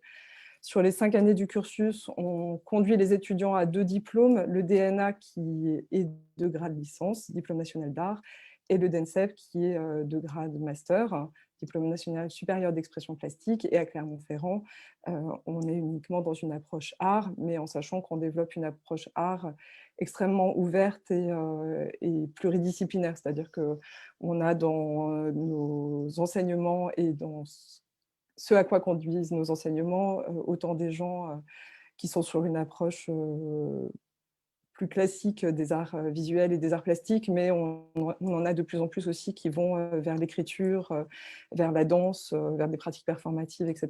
On a nous-mêmes dans nos enseignants, donc on enseigne la danse, on enseigne la littérature, l'écriture, etc. Voilà, juste pour un petit panorama rapide. Quand en 2015, enfin plutôt en 2014, avec la directrice de l'époque qui s'appelle Muriel Lepage, on a réfléchi au projet d'établissement et qu'est-ce qu'on voulait pour l'école pour les 5 prochaines années. C'est vraiment un travail qui s'est fait dans l'échange avec les étudiants, les enseignants, tous les membres de l'équipe. On s'est posé la question de l'international. Et à ce moment-là, l'international à l'école était dans une forme assez classique de l'enseignement supérieur, mais qui finalement n'était pas forcément adéquate pour ce à quoi on formait. C'est-à-dire que sur des mobilités courtes, on proposait en effet des voyages d'études ou de recherche à l'étranger, des ateliers de recherche et de création à l'étranger, des workshops dédiés, etc. Mais on était sur des temps courts, sur des mobilités plus longues qui permettent un autre rapport au territoire et à la découverte des spécificités de ce territoire, du réseau artistique local, etc. On proposait finalement uniquement à travers nos réseaux de partenariat des mobilités d'enseignement. Donc, aller passer un semestre dans un établissement partenaire ou des mobilités de stage, mais qui souvent sont plutôt l'occasion de faire des stages dans des institutions culturelles et rarement mettez les étudiants dans des situations d'être artiste ou de la préfiguration de ce que serait que d'être artiste. Je peux bien que vous passiez à la slide suivante, s'il vous plaît. On a fait également un autre constat donc, dans notre rapport à l'international, c'est qu'à Clermont, on a la particularité d'avoir beaucoup de boursiers. 56% de boursiers pour les données 2019-2020, mais on est par certaines années à plus que ça. Beaucoup est lié à ce profil socio-économique de nos étudiants, le fait que beaucoup sont originaires de la région, parce qu'en réalité, ils n'ont pas la capacité financière d'aller vivre dans d'autres villes, et de s'éloigner de leur famille, etc. Et en fait, on se rend compte même souvent que quand on fait des premiers voyages d'études, mais ne serait-ce qu'à Paris en première année, pour certains, c'est la première fois qu'ils quittent le territoire. Et donc, l'école, depuis longtemps, mais elle a réaffirmé à travers son projet d'établissement en 2015, a un engagement extrêmement fort vis-à-vis des questions d'égalité des chances. Et c'est un engagement politique, financier qu'on fait à plein d'endroits et qu'on a voulu aussi appuyer sur l'accès à l'expérience internationale. Enfin, comment on limite les freins dans l'accès à l'expérience internationale de nos étudiants. Et on se rendait compte que ces mobilités longues, études ou stages, on avait beau mettre en place les bourses habituelles, type Erasmus ou autres, pour contribuer au financement de ces mobilités. C'est souvent des mobilités qui nécessitaient pour les étudiants de contribuer à ce financement et qui empêchaient donc pour un certain nombre la possibilité de vivre ces expériences-là. Sans compter que souvent, nos étudiants sont non seulement boursiers, mais pour beaucoup travaillent à temps complet, donc sont dans l'incapacité de partir longtemps à l'étranger parce qu'ils peuvent juste pas lâcher leur travail, quoi. Et donc, tout ça nous a fait nous poser la question de qu'est-ce que serait l'international, une approche pertinente pour nous de l'international, et arriver à l'idée de mettre en place une école nomade. Et cette école nomade, elle s'est matérialisée dans la mise en place de ces programmes de résidence pour les étudiants de 4e et 5e année, qui viennent donc en complément de toutes les formes de mobilité que je vous ai citées avant. Je veux bien que vous passiez à la slide suivante, s'il vous plaît. Et donc, pour vous donner un peu voilà, un ordre de grandeur, avant qu'on mette en place les résidences, on avait 9 étudiants qui partaient en mobilité en 2013-2014, mobilité études ou stages. Hein. Je ne parle pas du tout des ateliers de recherche et création ou des voyages d'études. Et grâce au programme de résidence, on a réussi à faire en sorte que 29 étudiants sur les 40 partent en mobilité. Et là aussi, c'est un peu en prenant en compte la spécificité de notre public, c'est-à-dire qu'il y a des écoles qui imposent la mobilité dans le programme de formation, mais l'imposer, c'est aussi assez problématique par rapport aux questions d'égalité des chances, parce que comment on fait quand on ne peut pas? Donc, sans imposer une mobilité qui est souvent imposée en 4e année, on s'est dit, on l'encourage, et on l'encourage en diversifiant les formes de mobilité, en apportant un soutien financier fort et en créant aussi des programmes de résidence qui sont plus en phase avec les enjeux de ce qu'on appelle la phase projet, donc le second cycle, et qui est vraiment le cycle qui permet à un étudiant qui, après 3 années dans le cursus, a commencé à voir émerger les bribes de ce que pourrait être une recherche personnelle, ces 2 années pour développer, consolider, affirmer ce qui va devenir sa démarche au sortir de l'école. Donc, je peux bien que vous passiez à la slide suivante. On a commencé à se dire qu'est-ce que pourraient être ces programmes de résidence, qu'est-ce que c'est qu'une école en résidence. Et on a commencé à travailler, et grâce à des collaborations de longue date en fait, avec des facilitateurs, on a commencé à démarcher à New York l'association Art Triangle. C'est-à-dire qu'on s'est dit comment on fait en sorte, non pas de monter de A à Z un programme de résidence, parce que ce n'est pas du tout nos missions et nos compétences, mais comment on peut faire en sorte que l'école devienne l'artiste en résidence de structures existantes. Et ça a été un travail un peu au long cours, parce qu'il fallait faire accepter aux structures en résidence que c'était dans le temps de la pédagogie, que c'était nous qui allions choisir les étudiants qui partaient en résidence, parce que c'était selon des critères pédagogiques et non pas selon des critères d'excellence d'un dossier. Parce que quand on est en 4e ou en 5e année, on est encore dans les phases de construction de ces choses-là. Et parfois, la résidence, elle sera plus profitable à un étudiant qui peut-être a un peu de mal, mais c'est ça qui va faire que ça va le booster pour la suite.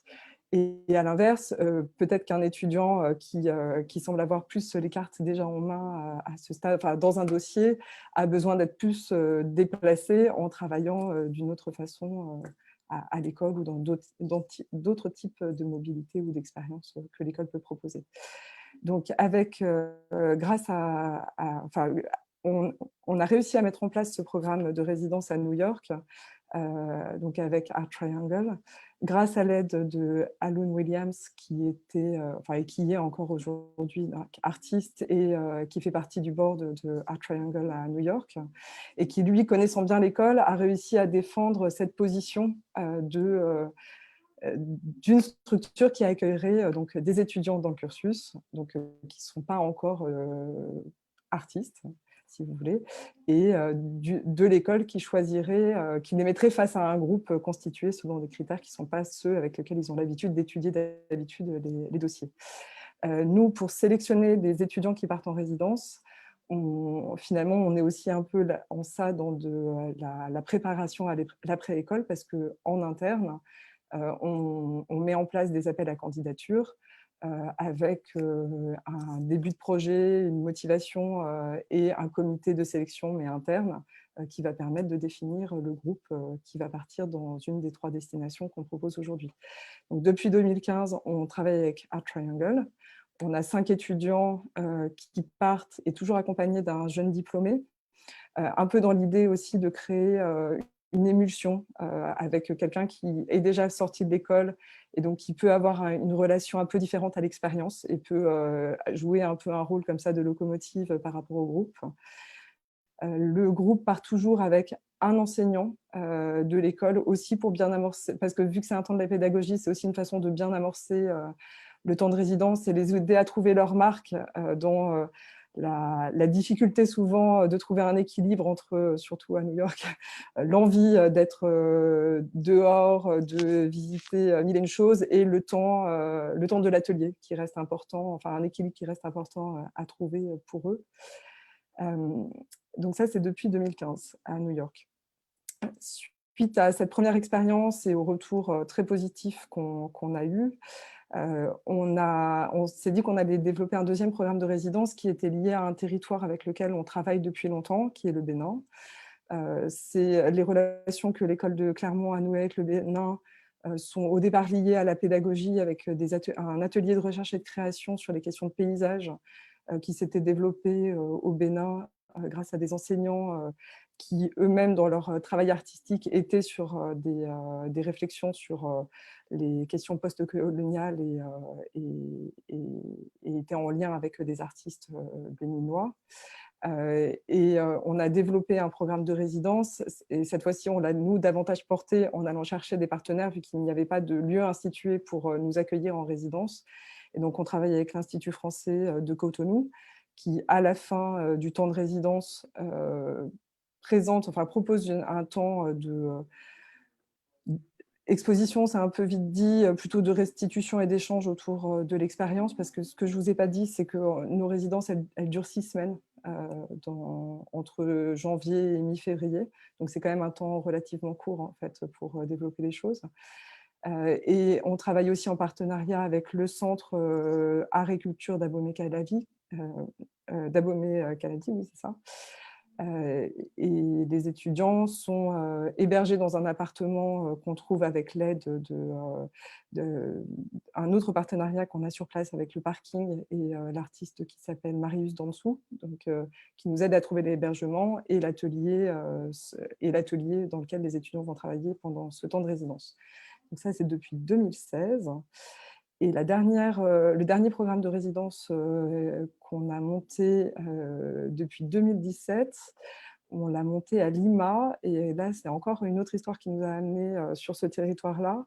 On avait depuis très longtemps un partenariat institutionnel avec l'université de Lima, mais qui était en fait, c'était une approche de l'art qui était beaucoup plus académique que celle auxquelles les étudiants ont accès dans nos formations.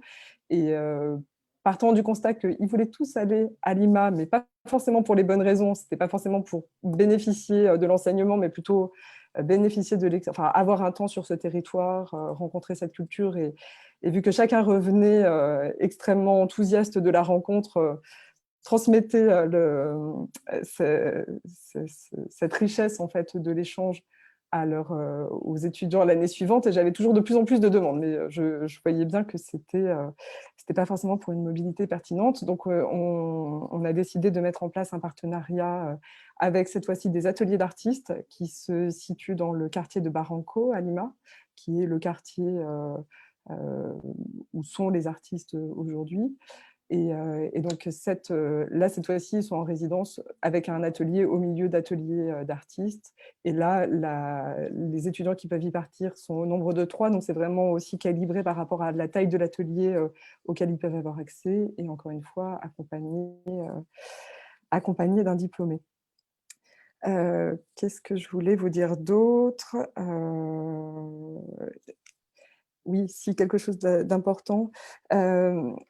Donc là, j'ai entendu beaucoup d'expériences sur plutôt de lieux qui accueillent eux-mêmes des artistes en résidence. Et donc nous, on est plutôt ceux qui bénéficient en fait de ces formes d'expériences internationales. Mais par contre, ça nous pose vraiment la question de quelle réciprocité on peut offrir dans ces échanges. et notamment avec le Bénin, ou en lien avec tout ce réseau artistique local, on a réfléchi à la façon dont l'école pouvait offrir, qu'est-ce que l'école pouvait offrir en retour en fait, de ces expériences. Et c'est ce qui nous a amené à mettre en place une VAE, donc validation des acquis d'expérience, qui est ouverte à tout artiste qui a envie de valider un parcours artistique développé, soit pour obtenir un DNA, soit pour obtenir un DNCEP. Mais c'est une VAE qu'on a davantage fléchée vers des artistes africains qui étaient en demande en fait, d'une reconnaissance par des diplômes d'un parcours artistique pour eux-mêmes pouvoir développer des projets en Afrique et notamment des projets de développement d'écoles d'art qui seraient plus dans une approche contemporaine de la création. Et donc, ça fait maintenant 2 ans qu'on dispose de cette VAE et on a 2 artistes africains qui ont validé des DNCEP par ce biais-là, Dominique Zingpe et Sada Daou, qui est un scénographe. Donc en fait, avec les outils et la spécificité de notre structure école, on a réfléchi à une réponse que nous, on pouvait apporter au tissu artistique local par rapport à leurs besoins. Voilà. Parfait, merci beaucoup Aurélie. C'était très intéressant. Là, on a fait le tour, donc vous avez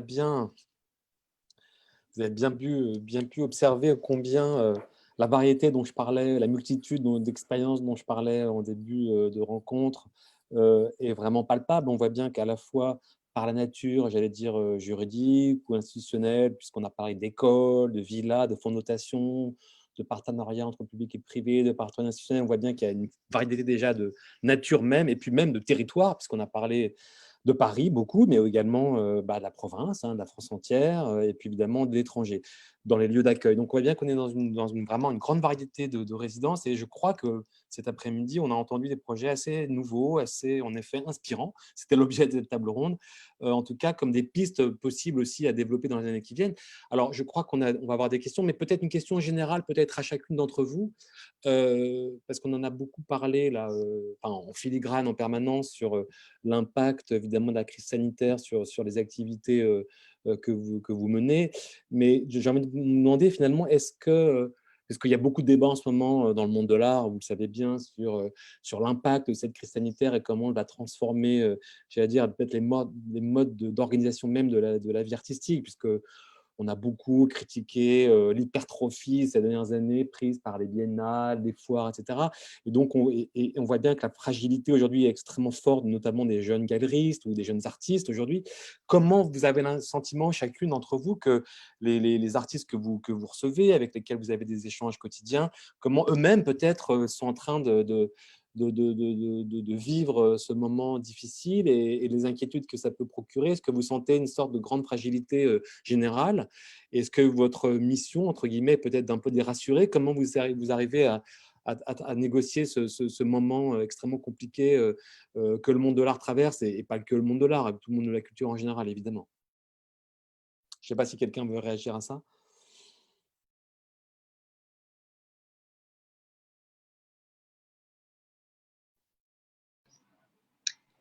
Je peux commencer si Charlotte, vous souhaitez. ouais, bien sûr. Ouais.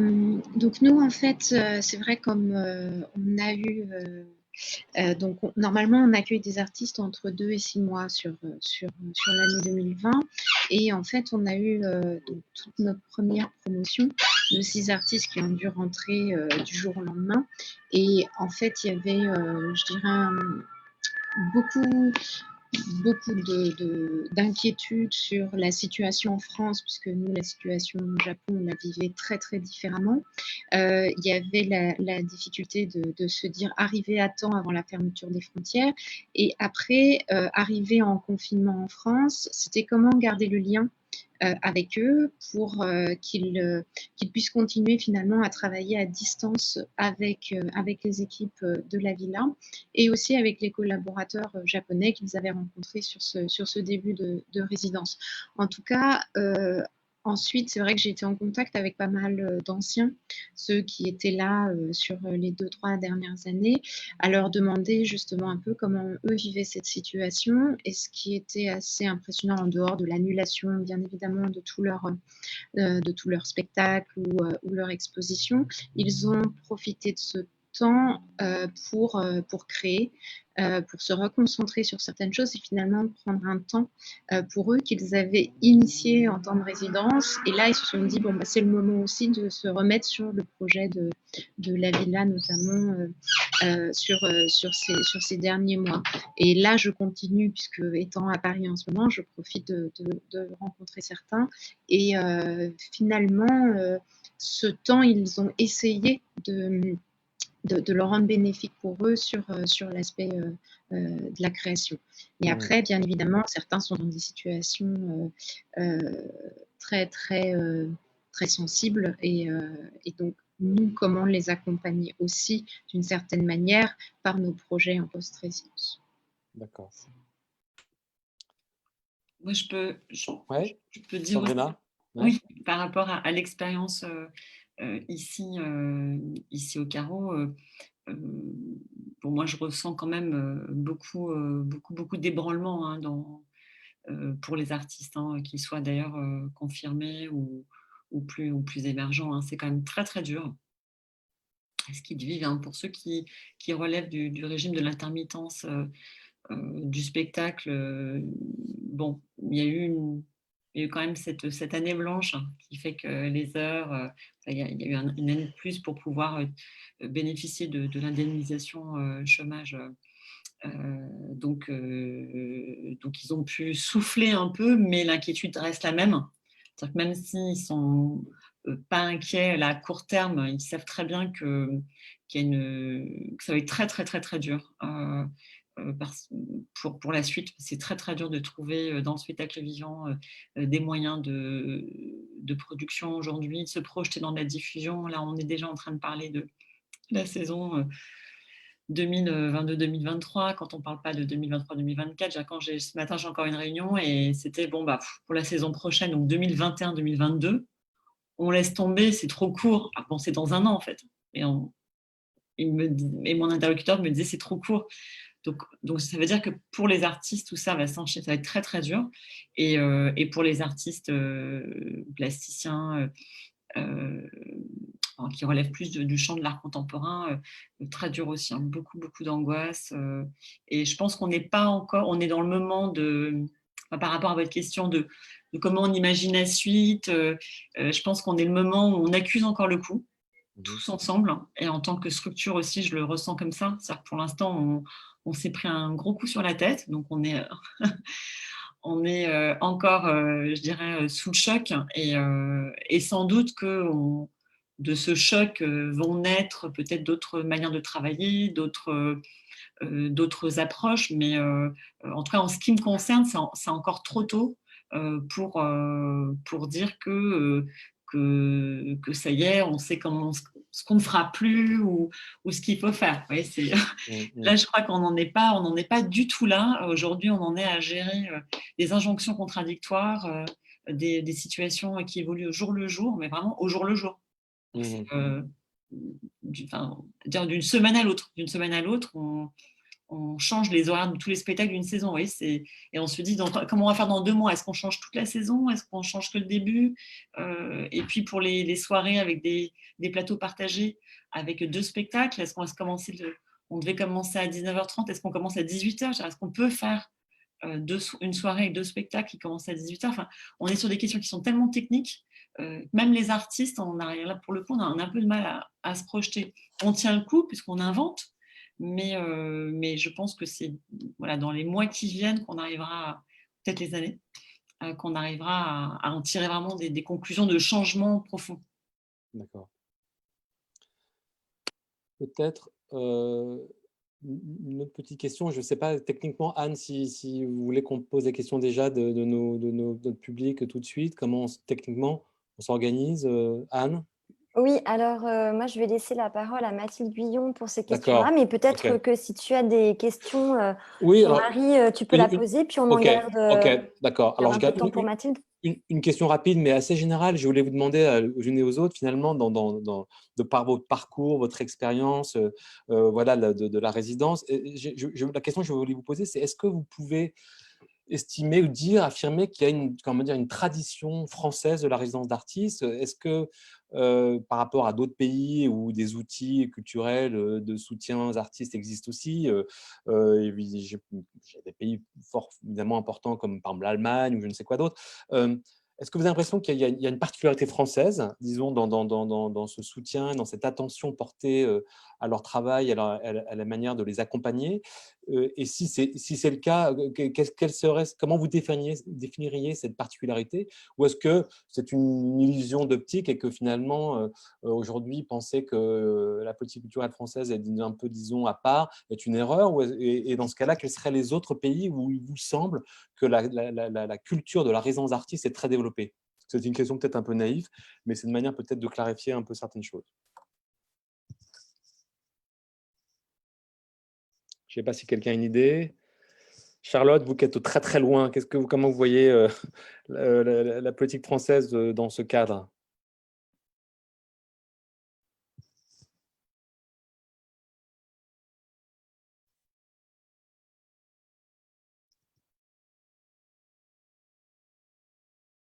On n'entend pas Charlotte. Ouais, Charlotte, on ne s'entend pas. Ah voilà. Voilà. Excusez-moi. Ouais. Non, micro. Oui, c'est bon. Pardon. Oui, non, en tout cas, je dirais oui, on a une tradition française de la résidence, mais elle n'est pas unique puisque on a quand même l'habitude depuis de nombreuses années d'échanger avec les autres pays comme l'Allemagne, les États-Unis, mais aussi les Pays-Bas par les différentes plateformes et réseaux qui existent. Et maintenant, j'ai plutôt l'impression justement à échanger autant. Ma question serait, est-ce qu'on arrive toujours à garder une certaine spécificité dans chacune de nos résidences, puisque à travailler tous ensemble, parfois j'ai l'impression qu'on échange tellement les bonnes pratiques que finalement, est-ce qu'on n'arrive pas petit à petit vers une certaine uniformisation des résidences au niveau international? Mais là, c'est une réflexion que j'ai en ce moment à monter des projets avec énormément d'autres résidences. Mais voilà, ce n'est qu'un avis personnel. D'accord. Anne, peut-être ou Mathilde, maintenant, vous voulez qu'on récupère les questions du public, de nos spectateurs invisibles, mais je sais qu'ils existent. Oui, alors je vais laisser peut-être Mathilde reprendre toutes ces questions-là, nous les poser. Je voudrais juste revenir sur la question que tu viens de poser, Jean-Marie. Il me semble que, pour ma part, en tout cas, donc moi je suis présidente d'Art en résidence, mais on en parlait tout à l'heure, j'ai oublié de mentionner que je suis directrice artistique de Finistère Rail, qui est une toute petite résidence par rapport aux projets qui sont là, dans un sémaphore qui appartient au conseil départemental du Finistère, donc un sémaphore avec un phare sur l'île d'Ouessant au large de Brest. On y envoie des artistes pendant un mois avec 3 000 € pour travailler. Et il me semble que parce que justement je suis moi par ailleurs sur un petit lieu, voilà, sur une île isolée, et que je travaille aussi avec des beaucoup plus gros lieux, et je connais par exemple aussi Catherine Lee, effectivement, qui est présidente de TASA, le réseau taïwanais, et aussi directrice de Taipei Artist Village, qui est une grosse structure à l'image de la Villa Kujuyama ou de la Cité des Arts à Paris ou d'autres grandes institutions, Carreau du Temple, etc.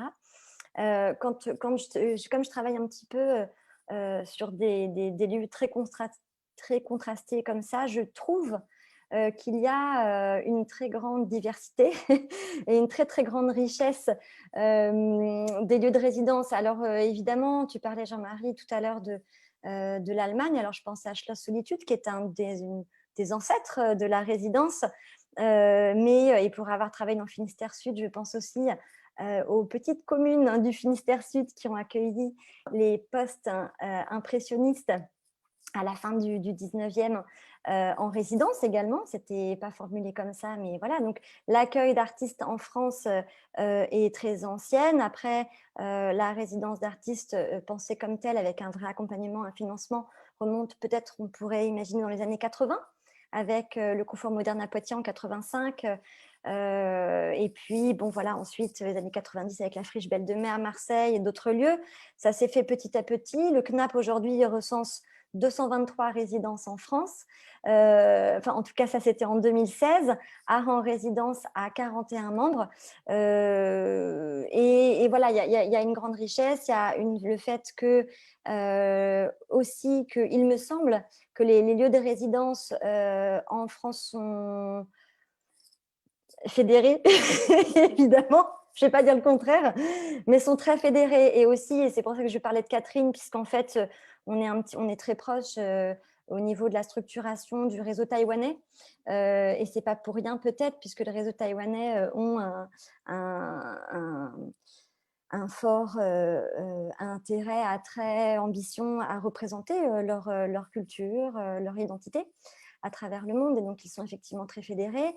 Après, il se trouve que je sais que naît aussi en ce moment un réseau en Russie, il y a aussi un réseau en Italie, il y a un réseau américain, donc les lieux de résidence sont de plus en plus fédérés à l'échelle mondiale, et les lieux de résidence à l'échelle française bénéficient de financements publics, aussi privés, et nous le verrons tout à l'heure au niveau de la synthèse, qui peut-être serait à penser, à continuer comme ça, à être pensé, puisqu'effectivement, je pense qu'il ne faut pas s'arrêter là.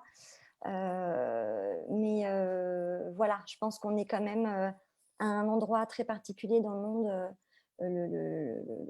Les résidences françaises sont un endroit très particulier dans le monde, très fédéré et très engagé pour l'accueil des artistes. Ça, c'est manifeste, il me semble. Je ne sais pas si quelqu'un veut continuer sur ce sujet, ou si je laisse la parole à Mathilde. Je veux bien, parce que du coup, dire effectivement qu'à l'échelle nationale, on est fédéré aussi à l'échelle régionale, puisqu'il y a de nombreux réseaux aussi, à la fois pour les arts visuels, mais aussi sur tout ce qui est résidence d'écriture. Donc, on a cette chance aussi, nous, en région Nouvelle-Aquitaine, d'avoir des structures qui veillent aussi à nous fédérer à cette échelle régionale. Donc, ça vient en complément de tout ça.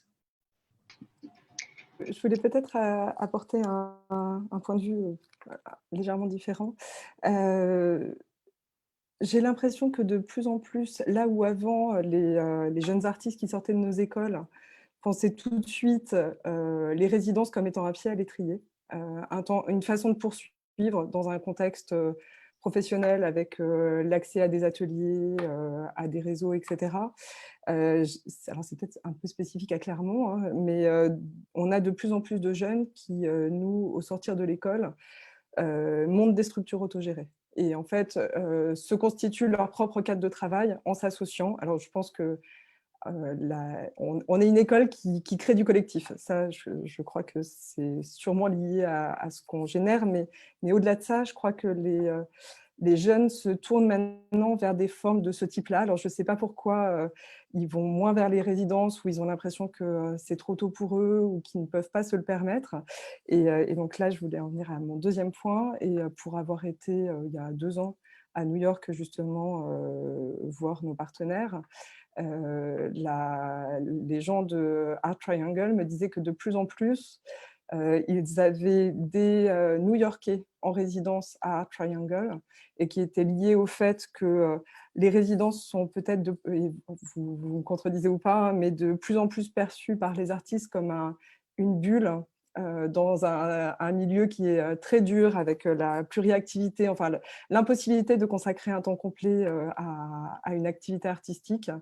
D'un seul coup, prendre un temps de résidence, c'est prendre un temps presque pas tant par rapport à un projet, et à un lieu et à une proposition de résidence que prendre un temps pour soi et un temps d'atelier, un temps aussi de visibilité selon ce que chacun peut proposer en rencontre avec des professionnels, etc. Donc j'ai l'impression peut-être aussi qu'il y a quelque chose qui est en train de glisser du côté des artistes sur qu'est-ce qu'ils font de ces temps de résidence par rapport à la réalité économique dans laquelle on se trouve et on se trouvera de plus en plus. Intéressant. Mais bon, peut-être que vous n'avez pas la même impression, mais on Non, ne reçoit peut-être pas non plus les mêmes générations d'artistes. Je trouve ça intéressant. C'est sûr que c'est les collectifs, c'est important. Mathilde, peut-être qu'il faut qu'on prenne les questions, parce que le temps avant, enfin le temps même presque, puisqu'il est déjà l'heure, presque, je crois. On vous laisse la parole. Merci Jean-Marie. Oui, j'ai quelques questions qui sont plutôt qui reviennent un peu sur les propositions de chacune et du coup qui demandent des petites précisions. Donc je vais comme ça on va approfondir un peu par ce biais-là. Donc j'ai une question pour le fonds de dotation. Donc Cybèle, peut-être, est-ce que vous pouvez nous préciser les entreprises qui accueillent les artistes en résidence, quel lien elles ont avec ce fonds de dotation? Est-ce que ce sont les mêmes? Comment ça fonctionne? Et peut-être revenir un peu aussi sur la manière dont les artistes sont choisis. On a compris ce principe d'un commissaire associé, mais comment on fait ce mariage en fait entre un artiste et une entreprise? Oui, alors en fait, les entreprises qui accueillent les artistes sont toutes membres du fonds de dotation et elles participent toutes de la même manière avec la même participation financière. Ce que je n'ai pas précisé, c'était que tout le projet est financé grâce à ces entreprises. Enfin, ça transparaissait dans ma présentation, mais je ne l'ai pas exprimé de cette manière. Et elles sont toutes réunies dans un conseil d'administration qui se réunit 3 fois par an, dans lequel siège aussi le président du Centre Pompidou et ses équipes, dont le directeur aussi du Musée national d'art moderne et le commissaire de la saison. Ça, c'est pour répondre à votre première question. La deuxième question, en fait, la sélection des artistes, donc il n'y a pas d'appel à projet par rapport à d'autres projets qu'on a évoqués. C'est une sélection qui se fait par le commissaire, mais en lien avec tout le comité des conservateurs du Musée national d'art moderne. Et comme je vous le disais, ce sont des artistes qui sont plutôt, on va dire, avec des gros guillemets, en milieu de carrière. Donc pas vraiment la scène émergente, mais des artistes qui pourraient ou devraient être déjà dans les collections nationales, mais qui ne le sont pas encore. Et c'est un biais très important pour le musée de pouvoir proposer à ces artistes d'y participer et de leur proposer aussi un projet un peu atypique. Et donc, au départ, il y a une grande sélection d'artistes qui se fait, et ce sont généralement des artistes qui sont suivis déjà depuis très longtemps par le musée et qu'on pense à même de pouvoir participer aussi à cette aventure qui demande aussi du temps et aussi une certaine, des prédispositions, on va dire, à vouloir aller à la rencontre d'entreprises, etc. Voilà. Merci pour ces précisions qui permettent de venir en complément de votre présentation. Donc, pareil, peut-être une question pour Sandra à Poitiers sur l'accompagnement des artistes que vous accueillez en résidence. En fait, comment, parce qu'on a vu cette maison dans laquelle ils sont accueillis, mais comment aussi se fait ce travail sur le long terme d'accompagnement de cet artiste, peut-être sur ce territoire et au-delà? Alors, c'est un point important, effectivement. Ça fait partie aussi de mes missions, à la fois de coordonner ces résidences et aussi d'accompagner. Alors, je prendrai l'exemple de Mohamed Bam, puisque c'est un exemple assez singulier aussi, de poète iranien. Bénédicte Alliou en a parlé hier, quand ces artistes qui fuient la répression dans leur pays arrivent sur le territoire qui les accueille, ils ont aussi besoin d'un temps d'adaptation. Là aussi, on est avec une famille, des enfants. Enfin voilà, il y a tout ça, il y a toute cette partie-là qu'il ne faut pas négliger à mettre en place dans leur vie, dans leur installation. Ici à Poitiers et à la Villa, tout l'aspect administratif aussi, avec la préfecture, les écoles, etc. Enfin voilà, je vous passe un peu le nombre, tout l'aspect social. Donc nous, c'est pareil, on a initié un partenariat avec une association qui s'appelle le Toit du Monde, qui est un centre interculturel et qui a l'habitude aussi de mettre en place ces démarches auprès de jeunes réfugiés ici à Poitiers, des jeunes et moins jeunes d'ailleurs. Donc voilà, donc il y a tout cet aspect-là qu'il faut prendre en compte dans l'accueil de ces artistes qui viennent à Poitiers et qui fuient la répression dans leur pays. Donc ça, c'est une part importante. Et puis après, il y a l'adaptation. Il y a à la fois ce temps dont ils ont besoin aussi pour écrire, ça vient pas tout de suite. Donc, ça peut être un temps assez long, 6, 1 an parfois, ça dépend. Mohamed, ça a été assez long aussi parce que voilà, il a un vécu assez important, assez difficile. Donc, il a fallu qu'il s'éloigne aussi un peu. Voilà, il a eu besoin de se poser, à la fois de retrouver aussi cet aspect sécurité. Il le disait assez régulièrement quand il est arrivé ici je me sens en sécurité. Donc ça, c'était quelque chose d'important aussi pour permettre à la fois cette démarche d'écriture à nouveau. Et puis ça, après, il y a tout cet accompagnement-là aussi, parfois aussi d'aller voir des médecins, etc. Enfin voilà, il y a tout ça aussi à prendre en compte. Et puis l'accompagnement artistique, ça a été aussi quelque chose d'un peu compliqué au départ parce que c'était pas la problématique, c'était pas de trouver quelqu'un qui fasse une traduction farci français, mais plutôt quelqu'un qui puisse faire ça et qui ait envie de traduire de la poésie iranienne en particulier. Donc ça a été une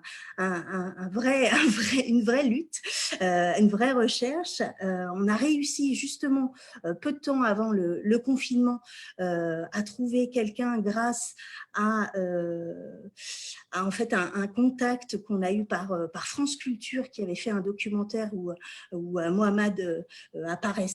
Donc on a eu ce contact de cette traductrice qu'on remercie encore 1000 fois d'avoir accepté de traduire une vingtaine de poèmes. Donc voilà, tout cet accompagnement-là, il est effectivement au quotidien. Après, on va avoir aussi une autre personne qui s'occupe de l'accompagnement des post-diplômés, même si moi je regarde ça un peu de manière générale, il va y avoir quelqu'un qui va vraiment être là sur l'accompagnement des post-diplômés, sur leurs projets artistiques, sur les rencontres avec les professionnels, les lieux ressources, etc. Enfin voilà, tout ça, ça fait partie du quotidien, de mettre en place les actions de médiation, donc les rencontres avec les différents acteurs quand c'est possible, comme je le disais. Et puis on ouvre aussi ponctuellement la Villa Bloc, puisque ce n'est pas un ERP, ce n'est pas un établissement qui reçoit du public. Donc, c'est ponctuel, hein, les ouvertures de la Villa Bloc. Et dans ces cas-là, effectivement, on met en place à la fois des visites guidées de la maison, avec en particulier le bureau de Jean-Richard Bloch, comme je vous le disais, très lié, la personnalité de ce personnage très lié à la villa et au projet qui est développé. Et puis après, des rencontres avec les artistes. Donc là, c'est pareil, c'est quelque chose qu'on met en place avec eux et on essaie de voir comment ils peuvent installer leur espace pour pouvoir échanger avec le public. Voilà. Merci pour ces précisions qui permettent de resituer aussi votre programme de résidence dans un contexte plus global. Une question me parvient de la part de Mathilde Chénin, qui est une question pour Aurélie. Est-ce que vous avez parlé tout à l'heure de ces jeunes artistes qui montaient des lieux autogérés? Est-ce que vous avez la sensation qu'ils mettent aussi à leur tour en place des formes de résidence à l'adresse peut-être d'autres artistes émergents de la mise à disposition de moyens de production, ils expérimentent des formes d'accueil aussi qui pourraient ressembler à ce dont on parle en termes de résidence d'artistes? Oui, tout à fait. Là, sur les 5 dernières promotions sortantes, il y en a 3 qui se sont constituées en association avec un lieu trouvé. Et souvent, alors, on est un peu aidé à Clermont parce qu'il y a moyen encore de trouver des locaux pas chers qu'ils transforment en ateliers, mais aussi où ils gardent toujours une place pour des expositions, pour des invitations, pour des artistes invités. Donc, c'est vrai qu'ils développent ces formes-là et souvent autour de moyens partagés. Merci. Du coup, on va peut-être arrêter là les questions, sauf si certains intervenants veulent ajouter quelque chose. Ou Jean-Marie, si tu veux préciser Juste, remercier chacune d'entre vous. Je pense que c'était passionnant de vous écouter. Charlotte parlait tout à l'heure d'accompagnement sur mesure à propos du travail de la résidence. Et je pense que vous toutes nous avez permis de prendre la mesure de cet accompagnement précisément. Et je pense que c'était un éclairage assez excitant de votre travail et de la puissance de renouvellement de ces résidences. Donc, merci beaucoup à vous toutes. Merci beaucoup. À vous. Merci. Jean-Marie, merci à vous. Merci. Merci à toutes et à tous pour ce temps, cette table ronde numéro 3. Merci aussi à vous, public, et aussi aux traducteurs qui font un travail exceptionnel depuis hier matin. Et ils sont là, derrière,